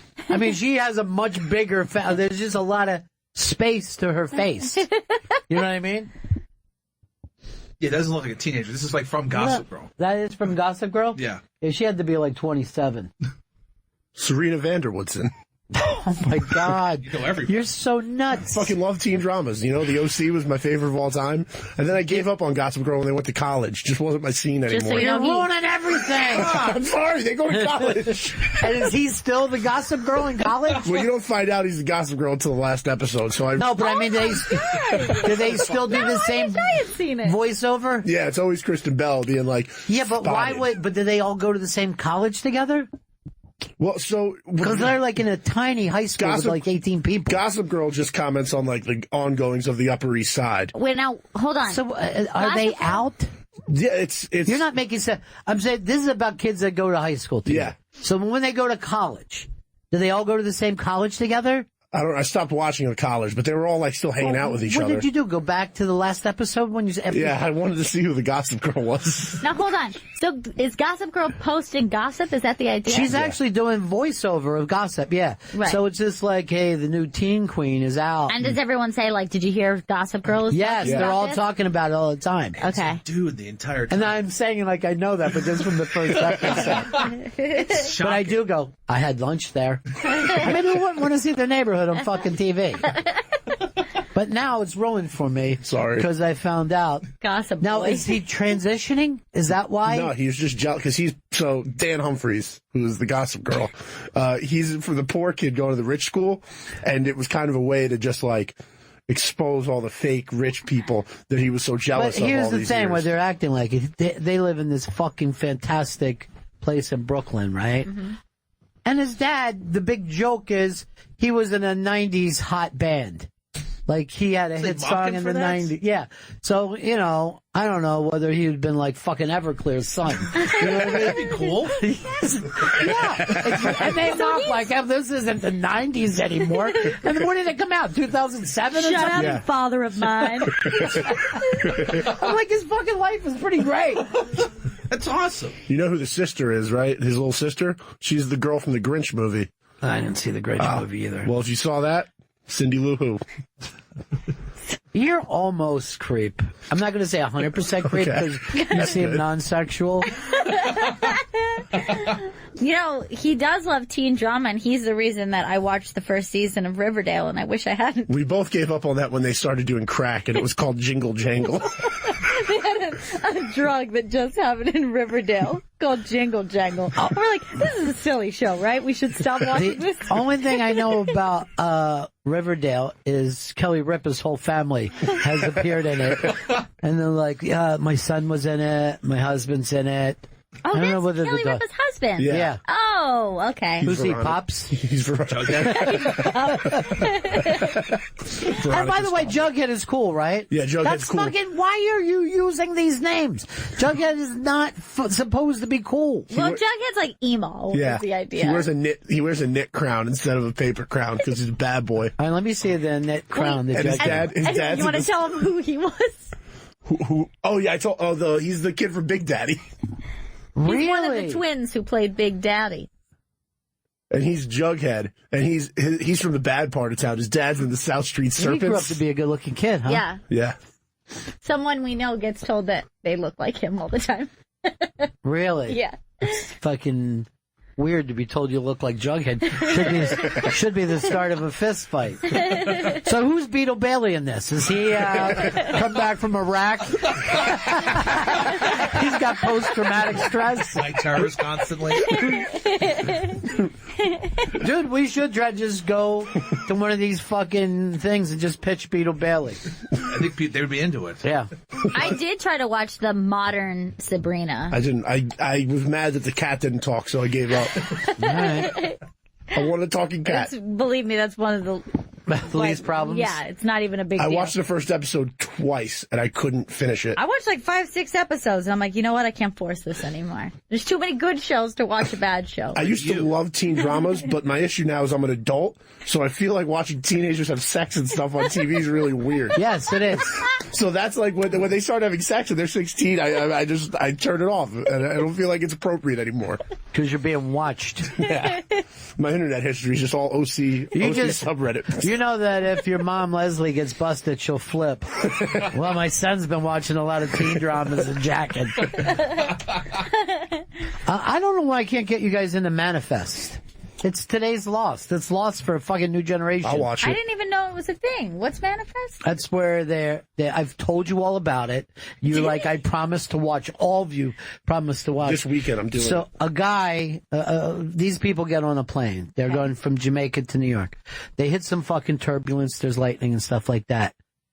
They come down and land and everyone's like fucking freaked out. They can't go to the terminal. They have to pull over. During that turbulence, they skipped ahead 5.5 years, right? So you get there, you get back in, and your family thought you were dead for 5.5 years. So people going on and had affairs and married people and everything, and you were considered, a fucking plane that went down and was never fucking discovered. And that's the whole premise. Except for there's also these people are connected. Interesting. In a weird way, like they can get messages and stuff. It has to do with each other. What is it on? I don't know what anything's on. I just fucking thing Manifest. Alexa, give me Manifest. Well, that's how what normally happens is if I'm watching something and I see a commercial, I go, oh, I might want to see that show, and I'll just fucking lock it in from there. I don't go, oh, remember tonight at 9 on ABC. It just doesn't happen like that for me. Somebody please text me tonight and remind me Manifest. I will. I'm gonna watch it. I'm gonna watch it this weekend. Look, it's not great. It's Lost. No, I love that's the kind of. Yeah, that's fun. We're all going to be disappointed. Is it better or worse than the Dome? It's the same as the Dome. I remember when the Dome started, we were all excited. I was psyched. You were thinking after Dome. It really took you to the end of the first year. Oh, yeah. Where we're getting fucked on the Dome. I watched the first episode of the second season. I'm like, I'm done. Done with the Dome. That's what happens all the time. Beyond the Pines, I think that was like that too. Yes, but I watched every fucking episode and I was truly bummed out. So did I. Then I read the books. Books ended much better. Okay, Chris. Do you remember the show The Event on NBC? Oh, yes. It was like a year after Lost ended, and they were like, we need an event series, and they just called it The Event. Dude, there was a thing when they canceled the event that people were fainting at different places, and I was going to go, maybe I'll go over and faint at the event with them, and then the next day I saw only 15 people fainted at the event. I got into that show because I was looking for new Lost, but that's why it's hard to get attached to these shows because they get canceled after a year, and then you're just wondering what happened to the Dome for the rest of your life. Look, Earl's being quiet. You don't watch anything, Earl? Not a lot. I mean, what's on BET right now? What's happening there? They're doing BET is doing a series adaptation of The First Wives Club. Was that right? With Jill Scott and I forgot who the other two leads are. Well, I love the White First Wives Club, so. Whose phone went off? And start trying to find. Mine. Oh, that's mine. And it's trying to find First Wives Club. You got a Siri on there? Oh my God. I didn't even ask Siri. You don't even have it? I have it, but I was like, hey Siri, can you look up First Wives Club? They just started fucking giving out First Wives Club. You know what? Sometimes Siri thinks that I'm talking to her when I start something with seriously. So seriously. Yes? There it goes again. Seriously. Sorry. Bye, Siri, burn Earl. Self-destruct, Siri. Self-destruction starting. No! BET's also doing a Soul Train show. Really? Soul Train movie? About a TV show about the Soul Train. Fucking lock me in. Yeah, I'm really excited for That it. might have been the best show in the history of fucking television. But it's all behind the scenes. It's up. Yeah, that's what you want. You don't watch the show to just see the Yeah, remember we went out to episodes. LA and we were on the set of Soul Train? yeah. Oh, that's awesome. And I was the only one going nuts. My children were little. They were like, "What? What is This this? is the fucking Soul Train set! They might form a line any second." At the end of its run, it came on right after cartoons on WB11, so it was like the last thing I watched every morning. I got news for you, dude. It was always on after cartoons. Oh, really? Yeah, it was always that weekend show. And then this is in a pre-internet, that's how dance crazes started. You had to see someone doing the bump on Soul Train before other people started bumping. I could do that. Robot. You ever see Yeah. Rosie Perez on Soul Train? It's fucking amazing. She's so incredible. Well, she is just literally incredible. I think this is something Chris is slowly, when you have to point it out to him. To me, for my greatest, anytime Al Green did Soul Train, that was an absolute event. They always did it live. Look at her. She's amazing.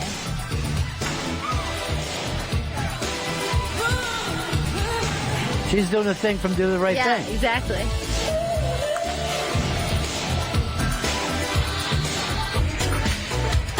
Look at that. I think I'll watch that tonight right before I go to sleep. Rosie Perez, the best. The absolute best. All right, we got to go to a break here, Christopher. Yes, and coming up next is Unmasked with Judd Apatow, Pete Holmes, and Jamie Lee from Crashing. That's coming up at 4 p.m. And then Crashing premieres this weekend at 10 p.m. on HBO. Now, Pete Holmes actually does a big weird wink at the audience during this. Oh, really? Yeah. When talking about a comedian who died, and then he winks after that, like try to guess who. And everybody was like, oh. Now, is that you blowing up, Chris? That was just an alarm for some. Everybody's fucking phones are going off right now. It's terrible. It's like they control us. All right, coming up next, it's the whole team from Crashing, and this is Bennington.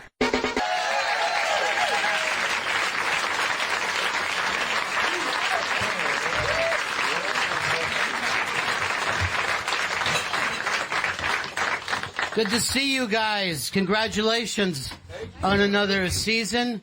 And, Judd, it looks like we have the old Mike Douglas set, so it's very, very exciting. I love this. I love it. Are you going to sing an old Irish tune like Mike used to? I sing with every guest, no matter who it is. I make sure it's a duet. Fucking cold. I was just telling Jamie to watch this clip from the Mike Douglas show of when Kiss was on, and Toady Fields, remember the great comedian Toady Fields? Great. And they were on together, and she just kept laughing in their faces. And then at one point she's like, "You're part of the tribe, aren't you?" And he's like, "How do you know that?" And she goes, "I noticed the hook." Not exactly PC. No, for her no. time. That was pretty edgy for 77. We might have to get a blanket for Pete. Yeah, is there a space heater or something? I've been in L.A. long enough now that I'm like, it's cold. Yeah. Where can I get wheatgrass? Exactly. It's more nice when I do it to myself, but feel free to join in. Hurt your feelings. One guy just a little couldn't bit. wait to be like, it's fine. I'm grateful you're here. What are you doing here? It's like 4 o'clock. None of this should be. But I'm glad you're here. Thank you for coming out. So, I think it's kind of cool that we're in this room and all part of the Comedy Cellar complex because it plays a big story arc this year for you guys. And, Jamie, I guess you went through this in your career as well, right? Yeah. I actually, I started performing here more recently because I kind of moved away from New York when like my comedy class started performing here. So like when I came back to shoot Crashing, that's actually when I auditioned. Is that right? Yeah. Yeah. So who was your comedy class? Would we know them? Or I started with Mike Lawrence, Mark Normand, and like You Dan said we would Saint- know them. Mike Lawrence is the writer on your show. I know. Those are very funny people, but my mom doesn't know who they are. She barely knows you have Yeah, a I show. know. She calls Judd Jeff Applebaum. But it really is funny how that class of people you're kind of stuck with for the rest of your life, just like your You do your have high a school. class. Yeah. Yeah. And sometimes you kind of have to watch them come up in different ways. Like I was just telling Judd that when I opened for Bill Burr in Peoria, Illinois, maybe 10 years ago, and he and Jim Gaffigan are obviously in the same class. Mm-hmm. So he sees Bill very differently than I see Bill. I just see Bill as like one of the greatest comics ever. But 10 years ago, when I told Jim Gaffigan that I was opening for Bill Burr, he went, Billy Burr? Like he couldn't imagine that Bill Burr was headlining, because that's how you see like your little brother. You know what I mean? Like that's what a comedy class is. It's really funny too because Tom Papa came up with Gaffigan, and he just thought of him as this poor bastard. You know, he just tries and tries That's and right. tries. Gaffigan I used to say that to Andy Kindler when I worked with him. I would just go, I don't think you're going to make it. Who else did you come up with? Well, when I was doing open mics, I did most of my open mics with Andy Kindler and Doug Benson. Yeah. Those were the guys. And I was living with Adam Sandler, but he was already ahead of us because he was on remote control and was VJing a little on MTV. Yeah. And in our minds, he was already the biggest Which was star the in the prequel world. to Click. Before. But also, You. Only one guy gave a shit about Huge that click filet hit right in the mignon front of a row. joke. That was a perfect. I wish I could rewind this audience and give you another chance to laugh at that brilliant joke. Pete is so into puns, and I didn't know that when I met him. Yeah. And we'll be in the room with like 10 writers working so hard, and we're in some sort of flow, and he'll always stop the room dead with a terrible joke like that. It's completely unusable for the show, Yes. and it just annoys you. It's like being with Dick Cavett all day. Pun lovers, our Yeah. day will come. Yeah. Or you like to stretch words. Like if I said pineapple, you'd be like Pineapple Martin, Gwyneth's daughter. What? this is all great for TV, isn't it? That It really gets us somewhere. now, I'm too sick to riff. also, I This think. guy, make more of this guy. Well, this guy is as cold as you are. This No, whole, I know, that's what we're bonding. yeah, this whole area looks He's like. like chilly David Cross. Yes. If you could see him, we'd all be laughing. Just trust me. Hannibal Buress was in my comedy class, and he was like Gaffigan. Everybody teased Hannibal. Is that right? You guys know who Hannibal? He's one of the best. And when he started, we were all like, "Who's this fucking Hannibal guy?" Right. All right, Hannibal. And now he's burying us all. He's so good. He's so funny. Well, in Crashing this year, Pete has that moment where he becomes kind of, over the course of the season, he picks up a level. Yeah, that's right. And did that feel like that happened in your career? Was there a Well, we're kind sort of tipping doing. point? There's interesting moments in comedians' careers where their ego gets kicked up a notch. Yeah. And we were sort of having. I'm thankful to say I have felt my ego at big time in certain moments. But we were making fun of certain people that we know, who I won't mention, that would get like these little breaks. And you'd see them at the Comedy Store out from the cellar, smoking a cigar, telling everyone what they learned, what they made. And everyone's just like, see you in 2 weeks. Your heat is going to drop off of you like scrambled eggs. It's going to be like 20 minutes and you're going to be like, oh, sorry. Like, so that's one of the things we explore in this season. Is what happens when a comedian starts to think he's hot shit. And that's like we've seen, maybe you've seen the first 2 seasons, Pete is very meek and sweet. Now we finally start seeing a guy that kind of needs to be taken down a peg, which is a lot more fun. Yeah. I think. Was it Yes. fun for you, James? Yes. Thrilling to take you down a peg. Yeah. I wore a jacket that Jamie kept riffing about. There's also a love affair for Pete this year that's highly sexual. We see a very We're trying to get viewers. we see a very sexualized Pete Holmes. Oh no. Who wants that? Yeah, we did a poll. No one wants it. The show is now on Stars. I'm sorry. No, we wanted, obviously my character is religious and very sweet. And it's important when a guy like that exists to date someone sex positive. That's very interesting, I think. If he just dates someone safe, like when he dates Allie, she's very understanding and patient to Pete. Well, we wanted to see what he'd be like when he was dating someone who wants to go to sex shops and who wants to get drunk and sit in the front row at the cellar. And she's very unembarrassed, both sexually and in every other way. But that's kind of important. You sort of need somebody in your life that can be like, just go for it. Just fucking do it. Like, you won't get anywhere unless you either have that voice in your head or you date it. But I also think that there's a thing that there's some people that you're so great when you're alone together. Yeah. But in public, Dude, you know what it's becomes called? a real problem. Indoor girlfriend. Or indoor boyfriend. I've had indoor girlfriends. You have a few cocktails. Yeah. You're at home smoking cigarettes. You're like, you're the greatest thing in the world. You get out in a cocktail party and she's like, have you ever done anal? And you're like, oh God. Oh, fuck my face. Yeah. That was a real relationship, and we took that discomfort and we do what we do. We put it into Crashing. That's Right. what we do.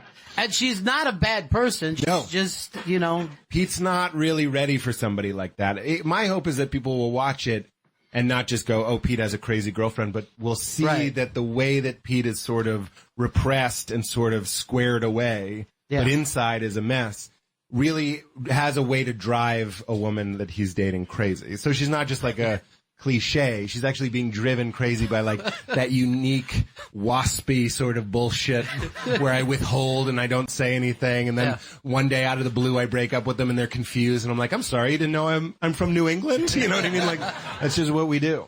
I think it's amazing that you can see that in yourself. Most people have to be told. You're right. You're right. A lot of people from Boston don't know that. I have sympathy for people from Boston. We all suffer from bautism. And sometimes we can't see ourselves. But with some therapy, we started to put it into the scripts. But it's a fun season. I think it's fun because, you know, he's moved up in the world, and the Esty stuff, and Esty is like a legend in comedy and is kind of the gatekeeper for here. And she's kind of the driving force for him. Yeah. More than anybody else, which... The first scene we shot with Esty, what Judd was directing, was here at this club. I'm assuming most of you have seen the show? I don't know. It's chilly out. Some of you might have just ducked in for a placard with my face on it and a $12 water. I don't know. But I was on stage, and these are all great Judd ideas. He was like, the night your wife leaves you for this other guy, you should come up on stage. And it was here. And we had Esty sitting right over there where you guys are. And she's actually, a little Easter egg, she's the one who heckles me in the pilot of the first season. And there's only a pilot in the first season, first episode. And then we brought the real booker of this club back. We actually got a lot of the real wait staff. We got the real door guy, Jason, just to make it feel as authentic as possible. Because I think everybody knows, unfortunately, people do as good as they can, but stand-up is one of the hardest things to bring to the small screen or the big screen in an authentic way. And Judd had a lot of genius techniques around that. Book the real people. So it's not just like, imagine some actress pretending to be Esty. Yeah. Get out of here. I don't need that. I want the real person. So we would work with the real people, would shoot with real audiences. And when we wanted me to bomb, I'd just do my material. So natural. That scene was so natural. What you don't know is I'm really going for it. I am trying as hard as I can. Judd, was that experience for you? Was that the Comedy Store in L.A. or was it the Improv? Or well, I started on Long Island at Governor's and Chuckles, East Side Comedy Club. That's so sad that Governor's is getting applause here. Could turn ugly. And I used to do open mic nights, and John Mulrooney was a host. And John Mulrooney, was this burly Italian guy, and he liked to get hecklers and then destroy them. And the club would never tell anyone to shush at any time. And he would get the crowd riled up and he was the host of open mic night. And then he would bring you on, and now the crowd was trained to attack the comedian. And it was always a painful open mic night. And then I moved to L.A. and it was all about getting Bud Friedman to approve you. And that was a terrifying prospect because if he didn't approve you, there was just nothing to do. And he's scary because he looks like he owns a train.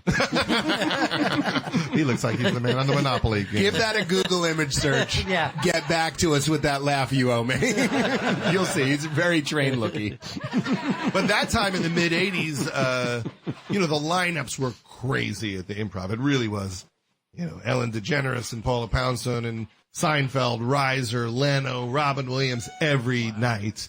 And we just couldn't believe we were allowed to work there at all. Like, we were in heaven. We definitely luxuriated in the fact that after our sets, we would pray Bud would let us sit with him so we could talk to Seinfeld and George Wallace and people like that. In the dining car, or? Yes. This is not stopping me. Pete is not letting go of this. I'm working on a pun. Yeah. I'm trying to get a pun going. Oh, no, don't. Please. I got some locomotion here. No, that's not working. Did you work the store or only the Improv? Was it back in those days? I was too afraid to work at the store. Mitzi was a very scary person. If you didn't know her, she just seemed like a terrifying person to audition for. And the store was very different than the Improv at that time. That was the era of Kinnison and Dice Clay, and the Improv was more Bill Maher, Seinfeld, and I felt like, I think I'm more like these nerdy Jews than Kinnison and Bill Hicks and everybody. So I probably just wimped out. Well, I think the fact that you brought up those names, I think the fourth episode this year may be, at least by comedians, the most talked about, and that's the fact that there seems to be a switch, that there's a transition with the audience where a Dice or a Kinnison or even a Hicks, if they were coming up now, would not feel as welcome. Would you guys agree with that? Or it's interesting because my whole comedy career, I've sort of felt like, you know, I'm a bit of a sweeter comedian. And so I spend a lot of my time in the clubs coming up. That's a lot of what Crashing is about. Following guys that are like, and then the female ejaculate shoots out, it puts out a candle, you shove it up your ass, you say happy birthday, now I'm driving the bus, you know, and I'm like, and then I had to write that down. That's really that was good, pretty though. good. What I'm saying is, by the way, that's the governor's crowd reacting to that material. There's always a climate. There's always a zeitgeist, and there's always a climate. When I'm not saying it's good or bad or wrong or right. I'm just saying when I was coming up, fewer people wanted me to come up and talk about ice packs. You know what I'm saying? Yeah. Especially when you're following the brilliant 22-minute female ejaculate candle closer. So, yeah, you're right. Coming up now, the taste has shifted, not entirely. Yeah. But there's been a little bit of a shift, which is, I never would have predicted that it would have gone this way. No, I agree our with character has a line in that episode where he goes, the whole world's gone Fallon, which I understand is the perspective of a guy who's trying to be what he thinks is edgy. He's also, the character on our show is really bad. Yeah. Like, keep in mind, Bill Burr is my favorite comedian. Bill Burr says like offensive, divisive, interesting things, but he's also just really fucking funny. It is harder, probably, for somebody like that to have those growing pains, maybe. But that's a little bit what that episode's about. But there definitely is something changing, and I don't know what started it, and, you know, comedians talk about it quite a bit, but I don't think it's been reflected, you know, back to the audience more than it has with this show. Yeah. I hope it's an episode about, Jamie had a lot to do with it. It's sort of the episode about you and Jason, the comedian played by Dov Davidoff, and I'm sort of like the quiet narrator. It's sort of like an episode off for me. But it's all about, one, and you can speak to this, how women are treated differently in club situations often. Yeah. And then, in my opinion, it's kind of allegorical for what's going on with Me Too and everything, which is, you see Jason go up and he destroys with this stuff that I'm telling you isn't funny. It's just like ugly, gross stuff about like, I don't understand consent. I gotta ask you before I kiss you. Yeah. And it kills, because Dove can make anything work. And then Jamie sort of torpedoes his set, and then it doesn't kill. So there's something really beautiful when he does it the second time. She torpedoes it. She talks about, she humanizes herself, her plight, her side of things, and then you see the audience change. And I think that's a really interesting microcosm of what's been happening in the macro world here. But obviously, I'd love to hear you. Oh no, I was just gonna say, I think in general that episode kind of that episode's kind of commentary on like how I think we're in a really tricky spot right now just in doing comedy, because I think everybody simultaneously feels pressure to tell it like it is, because there's a lot to talk about just in general in our culture, but we're also simultaneously terrified of telling it like it is for fear that we're going to get banished. Sure. So I think that's just like a daily struggle, at least for me. Like when I'm writing, oh, thank you, that's so nice. Whoa, okay. They're on a live delay. They're seeing everything 7 seconds after you say it. It's being telecast. I think that we're trying to navigate comedy and outrage culture and cancel culture, which is something the comedian Andrew Schultz calls it, which I love. But I think everybody's just kind of, men and women are just trying to be like, this is how I fucking feel. And then the second someone's like, well, I think you're a horrible person and don't deserve to do anything, you're like, I'm so sorry. And so how do you, but you also don't want to lose that raw edge. We don't want to get to a place where like we're living in like a fucking dictatorship where we like don't know how to talk because we're afraid we're going to hurt people. It's hard.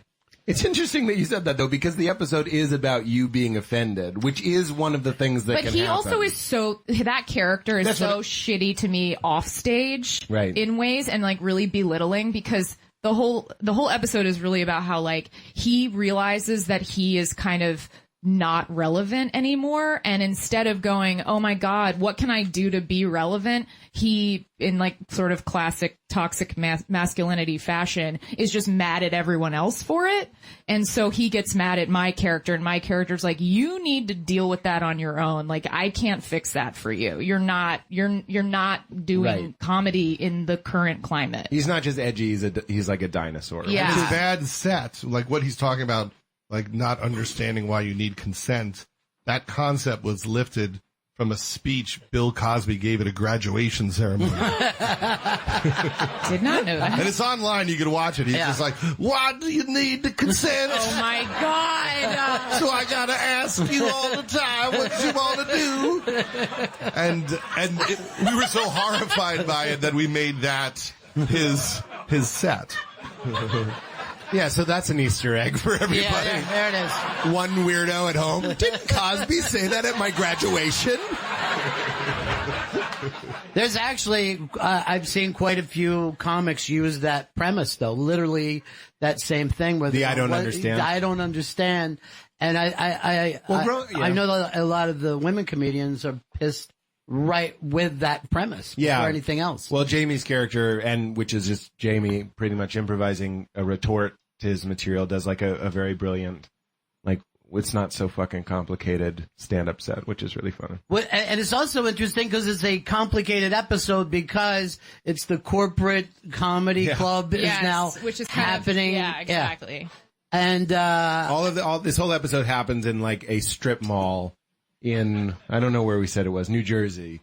It was actually Levity Live. Yeah, you know this Which guy. is a fun club. It's actually like you walk in, you're like, this is going to be a fucking Jamie, shit show, and then it's fun. just burn the bridge and watch the flames. Okay. Just burn it, cash that HBO check, and say, fuck you, Levity Live.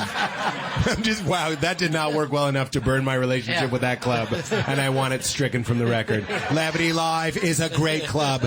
We should all go there. They were very accommodating to us, and it seemed like for no reason it's JFK. Okay. They had a wonderful menu, wonderful lineups. The staff was great. The managers were great. Thank you, Levity Live. I, Pete Holmes, love Levity Live. Levity Live. I actually do love Levity Live. I just thought it would be funny to throw them under the bus. Talking about Levity Live. Look, Levity Live told me if I say Levity Live 7 times, they'll give me a feature spot on a Tuesday. I gotta do it. I just love, it's usually funny to watch someone that has to, you're a comedian. Jamie's a wonderful comedian. You have to work that club. So whenever someone's like, but it is a great club, I'm like, no, watch it burn. Throw the cash into the volcano. We throw some jabs in there though in that episode. Well, it's fun to be able to comment on corporate comedy. Comedy at a place like this, that we're in right now isn't the norm. Most comedy clubs are like, do you want the Cedric the enchilada? You know what I mean? It's very corny. Shook his head. Your number one fan. My number one fan loves it. And Judd, that is a pun that I got on the show. He did so many puns. Foods that sound like comics names. And now Pete will do them for you. Bill Hickory Chicken? I can't remember that. That was a new one. I just made that Sandwich? one. Adam Sandwich! Was there like a Mitch Hedberger. Yeah, the Mitch Hedberger. Mitch Hedberger. We had a lot of these. The Bernie mac and cheese. Guys, you don't need us for this. Just go home and think of a comedian.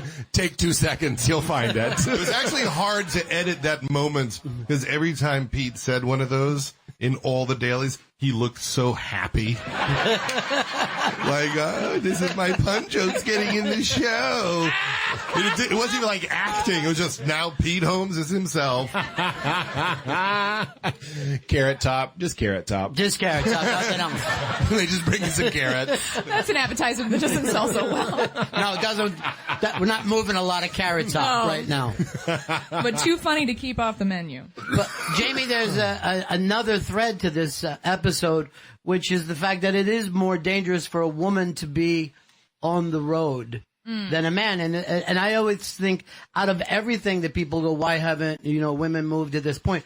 that thing of just a woman traveling the way we see Pete traveling from town to town and who knows where he's going to be staying. That's a totally different thing. You're absolutely right. Yeah. Yeah.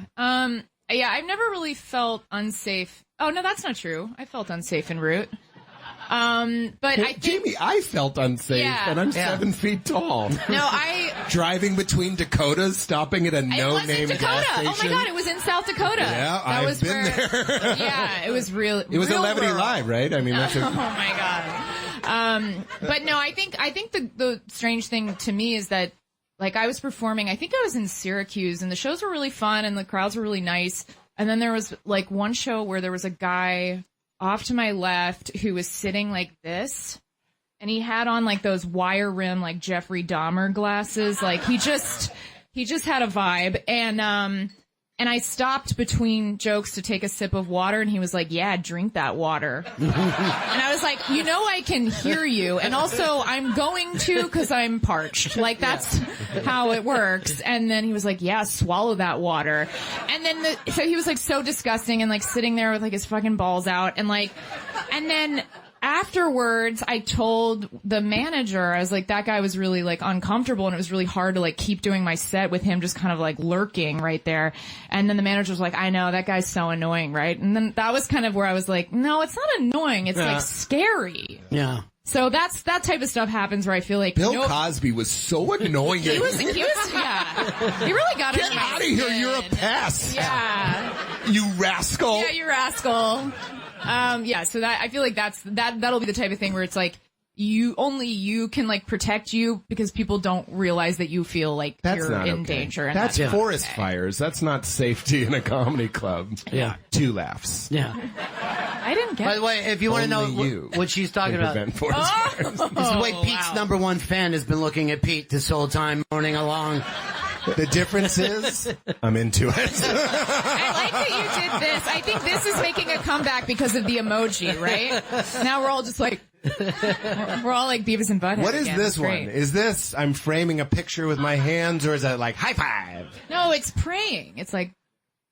No, this is the praying one. No. Oh. Although I've heard that's prayer. Also high five. This is thank you. And you this do is this like, as high five? Thank you, Jesus.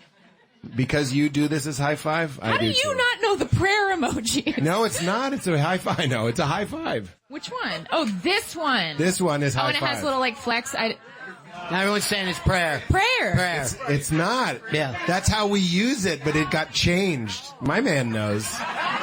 Oh, it's like, that's its double meaning. Of all the scandals in comedy, I'm happy that this one is mine. So you see it as a self high five. Yeah. Person giving themselves a high five. Guys. The compromise, it's always the middle way. Yeah. It's a high five, but it's with Jesus. Yeah. Now, speaking of Jesus, you do a lot of religious touring. Yeah. And you've done that, right? I have done some religious touring. This season, Jed had the great idea that Pete's faith should be challenged not by getting further away from it, but by getting closer to it. And then I was so pleased that he was like, but the joke is the Christian tour is amazing. Yeah, right. So it should be tempting. So basically, when you do a religious tour like that, I've worked, Disney shows or Utah or the Christian market. They are great. The pay is usually good. The food is nice. The people are very sweet and nice. But then there's always these little things that creep in, like you can't say pissed off. Like that was one that you learn pretty quick. I said SOB once at a show in a chapel and got in trouble. Didn't someone say, can you talk about Jesus more? Yeah, I mean, that's a thing. That we kind of took that from the Christian music world, which there's a thing. Anybody from that world, the Christian world? There's like not here, Pete. Alabama. Well, I don't know if you know about like the Jesus quota, like certain bands like DC Talk or whatever. They'd be like, you need to say Jesus more because it sort of sounds like you're singing about your girlfriend. So at the end, you need to be like, Jesus, draw a bath, Jesus, let's make out, Jesus. Metal goes through that, but with the devil. There's a devil quota. They have to work the devil. When I played this backwards, I only heard Lucifer's sweet name twice. We need to talk. Yeah. So it was an interesting, and we got Eve Plum, who plays Jan Brady. Yeah. Oh yeah, my man David Cross lookalike gets that shit. And you know he's faded. Okay, listen. So she was incredible to work with, but she plays the woman, the sort of stage mother bear of the Tour manager. Yes, right? the tour manager. And there's also like a great thing with Jessica Kirsten that Pete's talking about it with Jessica, who was like, a gig's a gig. You know what I mean? She's trying to lay it out there. And I think that was like one of the more honest things that I've ever seen, because normally we would just go, oh no, one side is hack. You're selling out or whatever. But just performing, people have to work. That's right. You know? I'm not just saying this because Jed is here. That is one of the many brilliant things that Jed brings to the show, is we'd be like, and then Jessica Kirsten should tell Pete that he's a sellout. And then he's like, no, she should represent the other side. She should be like, I do things like that. We all need to eat. Like, be happy. And then it puts the ball back in Pete's court again, whether or not he's going to choose to stay or not. I played a temple once when I was young, and it was weird because after the show, every woman there tried to set me up with their daughter. Like literally, like 50 women were like, "You gotta meet Debbie." Well, it starts. One of the episodes starts at a temple, and is one of my favorite moments, because those guys are just. Elon and Modi. Yeah, they're Elon Gold. They're just amazing. Yeah. It's a much cooler thing. And it's almost the same kind of thing. We know we got to do it. We're going to have some fun with it. That's right. And that's what you go through. Well, we always want on Crashing to show things about comedy that people might not know, whether it might be handing out flyers, which I did right on that corner, right there, 3rd and McDougal. I know it's crazy. I always walk by it just to go like, fuck, it's nuts. And you're doing that later on tonight. I will be doing that for Levity Live. But we always, if it's barking, if it's doing warm-up, a lot of people make a great living only doing warm-up for TV shows. A lot of people make a great living just doing the college market. And then we were like, what else is there? There's the religious market, which is what Modi and Elon Gold do. And we were like, wouldn't it be fun if Pete uses his knowledge of the Old Testament, something I've also done, and did a temple show. And that was really fun, writing Moses material.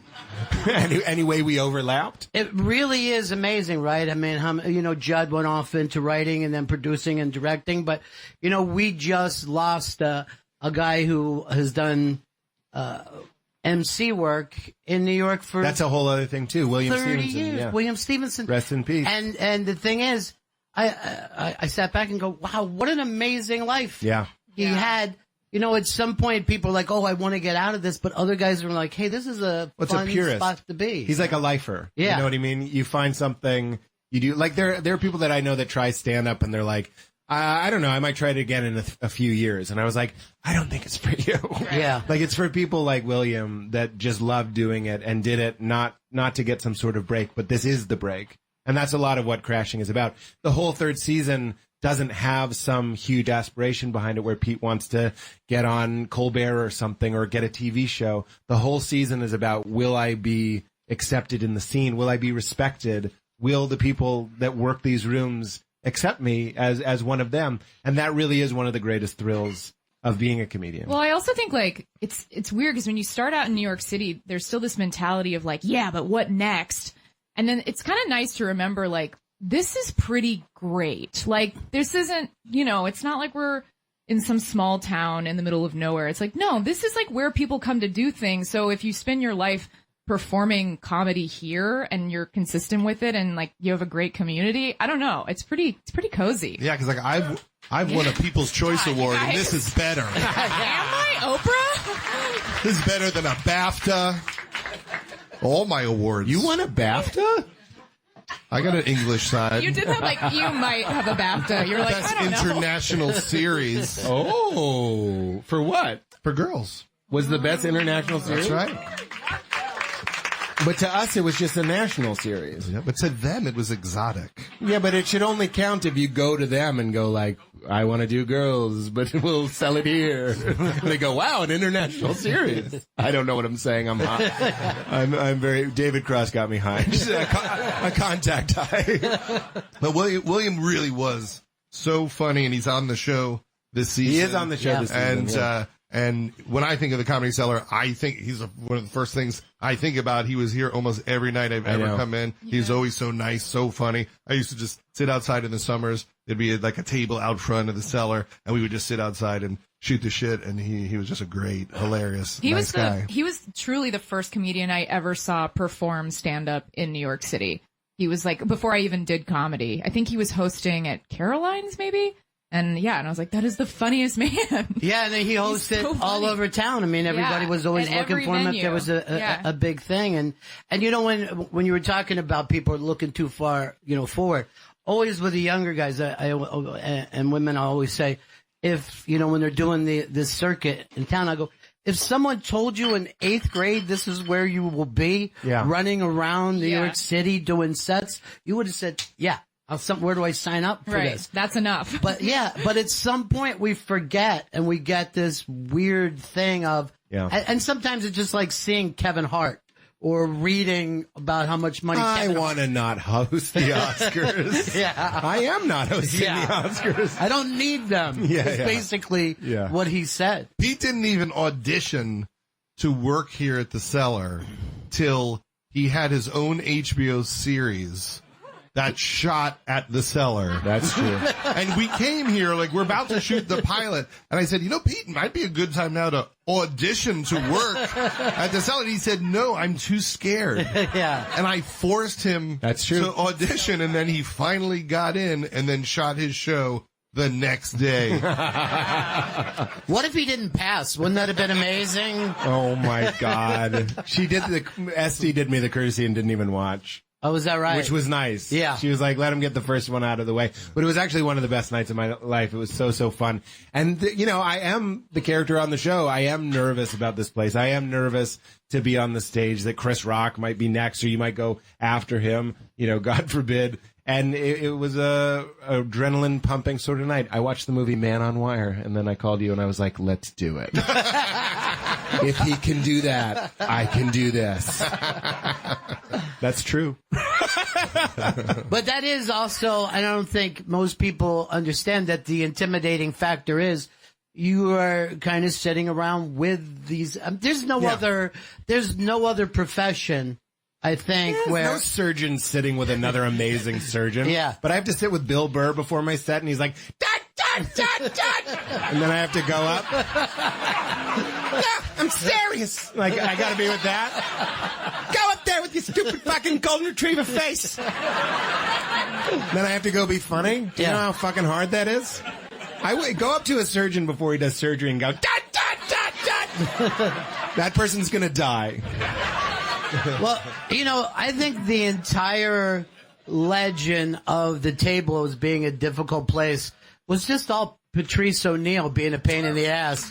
You know what I mean? Like, it really had to do with people keeping up with Patrice. I know. Nobody was better. Yeah. Right in front of the Cellar, I went up to, I think he was talking to Big J, and I was just like the character on the show, and I was trying to get Jay to go with me here, and I didn't want to go alone. And Patrice didn't even look at me. He just went, get out of here, you codependent motherfucker. And I didn't even know what codependent was. He diagnosed me. He could have saved me tens of thousands of dollars of therapy if I had only listened to Patrice. Somebody once told me I should read the book Codependent No More, and I said, me and my girlfriend are going to read it together. He was trying to save me. You need to listen when you're with the greats. Artie is back this year. Yes, and there is a weird thing about Artie's soul with this show. Every season, Artie's kind of in a different place, just like he is with his life. Jed and I kept pitching to Artie. We were like, get healthy.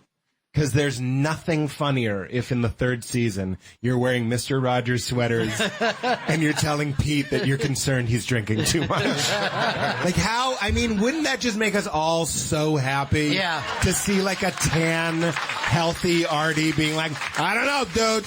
Yeah. Like that, we kept pitching that to him in hopes. Obviously, addiction is a serious disease, so it's not like we could coax him out with that. but that was my fantasy. But yes, Artie is back. Unfortunately, some of his struggles kept him from being in as much as we would like him to be. But you'll see, he's in there, and he kills it, as always. As always, isn't that the funniest thing? And no matter where he's at, he gets this reaction from the audience. How many people will go through the kind of stuff Artie gets just strangers on the street, coming up to him and loving him? It's superhuman. Yeah. The support that he has, and I know it means a lot to him, and obviously everybody up here, Jed especially, is very, very good with Artie and giving support and love to him. So, I mean, here's hoping we get a 4th season, and here's hoping we can do the Mr. Rogers Artie season. Yeah, that'll be very exciting to see what choice you make with his nose in the following season. Every season it's different noses. We have James Cameron's people on it. It's going to be blue, but it's going to look great. And that is, and I don't know. By the way, if Artie was here, he'd love that joke. I felt some of you be like, whoa. Oh. I was like, Artie wishes, his only regret was that he couldn't make that joke about himself. And everybody knows that as well. Because everybody knows it? Knows. Oh, okay. The puns. Yeah. All day I have to deal with this. All day. Yeah. That one gave me chills. Yeah, douche chills. Ever. I'll take it. Yeah. I'll take any reaction. Jamie, how much of this feels like your life? I mean, we know this is kind of, Pete's kind of rising story, but your character is going through more changes than what normally happens in a TV show. Yeah, I think definitely second season, a lot of it felt pretty visceral, especially like the 5th episode of the second season when Pete and Allie like go all over the city she does like a bunch of sets and Pete's there. But that is what it is. Yeah, okay. I think that really was my life for pretty much the whole time I was doing comedy here, which was like 6-7 years before I moved to LA. So yeah, I think that, and then I guess this season, like Allie's definitely like kind of on the rise. I think I don't know, at least when I was like thinking about what her arc is, I feel like she is kind of like afraid it's gonna go away. So she's like full steam ahead, just like trying to pursue it super hard, but also like, not wanting to get too comfortable. Yeah, it is kind of nerve-wracking, right? That you can do a late-night national show and have it not push you ahead. Exactly. There was a time, I remember that I talked to David Brenner years ago, and he explained to me when he did The Tonight Show, by the time the following night, he had been offered $50,000 worth of work. I was on The Tonight Show last night, and that happened. I have a sitcom now. Yeah. I'm doing my own Chico and the Man. Did you just look in the mirror in your dressing room and go, I'm Judd Apatow. I'd like to offer you a show. And you're like, I accept Judd Apatow. And then you kiss. And then you're like, are you feeling what I'm feeling? And unbutton your shirt. And then your wife walks in and she goes, not again. Am I picturing it right? But most people that do that now, it just helps them headline clubs, like if you do even Fallon, they're like, oh, now you can do Pittsburgh. Right. It's very. I can do Pittsburgh? Yeah. You do Fallon, they let you keep the beer pong cups. Oh, yeah, that's nice. But it used to be a game changer. You're absolutely right. And so did like the Montreal Comedy Festival. The New Faces. I remember people used to come to the cellar. It was actually a specific comedian who wasn't very liked, who died. Oh. And he came by the club and he had his deal. Like the contract from his lawyers with the amount that he was making, and he was showing everybody. And then I got to Montreal, and all I got was a stamp on my passport. It's not the same. Yeah. But I mean, that being said, I feel like there's so many more opportunities in whatever creative field you're in because of the internet. It evened out. It used to be there were 1 or 2 ways that you could break overnight, Montreal or Johnny Carson, and now there's 10,000. So now you could be on with Logan Paul. Yeah. That's right. That's odd. When I heard how much money he makes a year, I'm like, oh. How much does he make? $12 million a year. On it's YouTube. all in sweatshirts. He's selling a lot of sweatshirts. Well, no. And highlights. Yeah. He has very stripy highlights. Yeah. Also, when Logan Paul fans. Yeah, there he is. My resident clapper. Yeah, I know. Thank you. You know, there's another thing in this season that I really loved, and that's when you hook up. When I don't want to give too much away about the girl because she's just amazing this year, but that you suddenly, when you have that moment in New York, that you suddenly start to use the whole city. You know what I mean? Like you're like, hey, let's run over here and let's do that. There's something about the weirdness of being young and falling in love with New York that you experience it. You're absolutely totally right. different than everybody else. It's similar to being a comedian. Comedy takes you all over the city in ways you never imagined. Yeah. And when you're in love, you're like, why haven't we been to Ellis Island? It's true. I also notice when you're in love, never listen to people who are in love, like how a movie was. Yes. Like they go and see Rampage. You're like, how was Rampage? They're like, it's great. It's about holding hands. Yeah. It's about darkness and snuggling and sneaking little sweet kisses. If you want to know how a movie is, ask your depressed friend. Right. Your depressed single friend. They'll tell you the fucking real deal. That's better than Rotten Tomatoes, just rotten personality. That was a riff, and it wasn't a pun. Good, yeah. I look at Judd angrily. That wasn't a pun, comedy dad. That's why you should be headlining tonight. So, Hilarious. where do you guys have any idea where you want to take this in the next season? Is there anything that you've been keeping in your pocket for a while? I'm sorry, I was still thinking about if I should do that bit on stage. Yeah. It would be really great if you don't. It doesn't work as well. Oh, there's no way it would. That's actually what I was thinking. I was like, it was funny, but it was also that I thought of it so quickly. There's like, thank you. I know you don't normally see this type of transparency, but here we are, and it's unpleasant. What was your question? I'm sorry. Season 4, is there places that you want to drive the shows? Or Yeah, I mean, if you follow loosely, and this is all just sort of speculative, the trajectory of my career, other interesting things started to happen. I don't know how much we want to give away.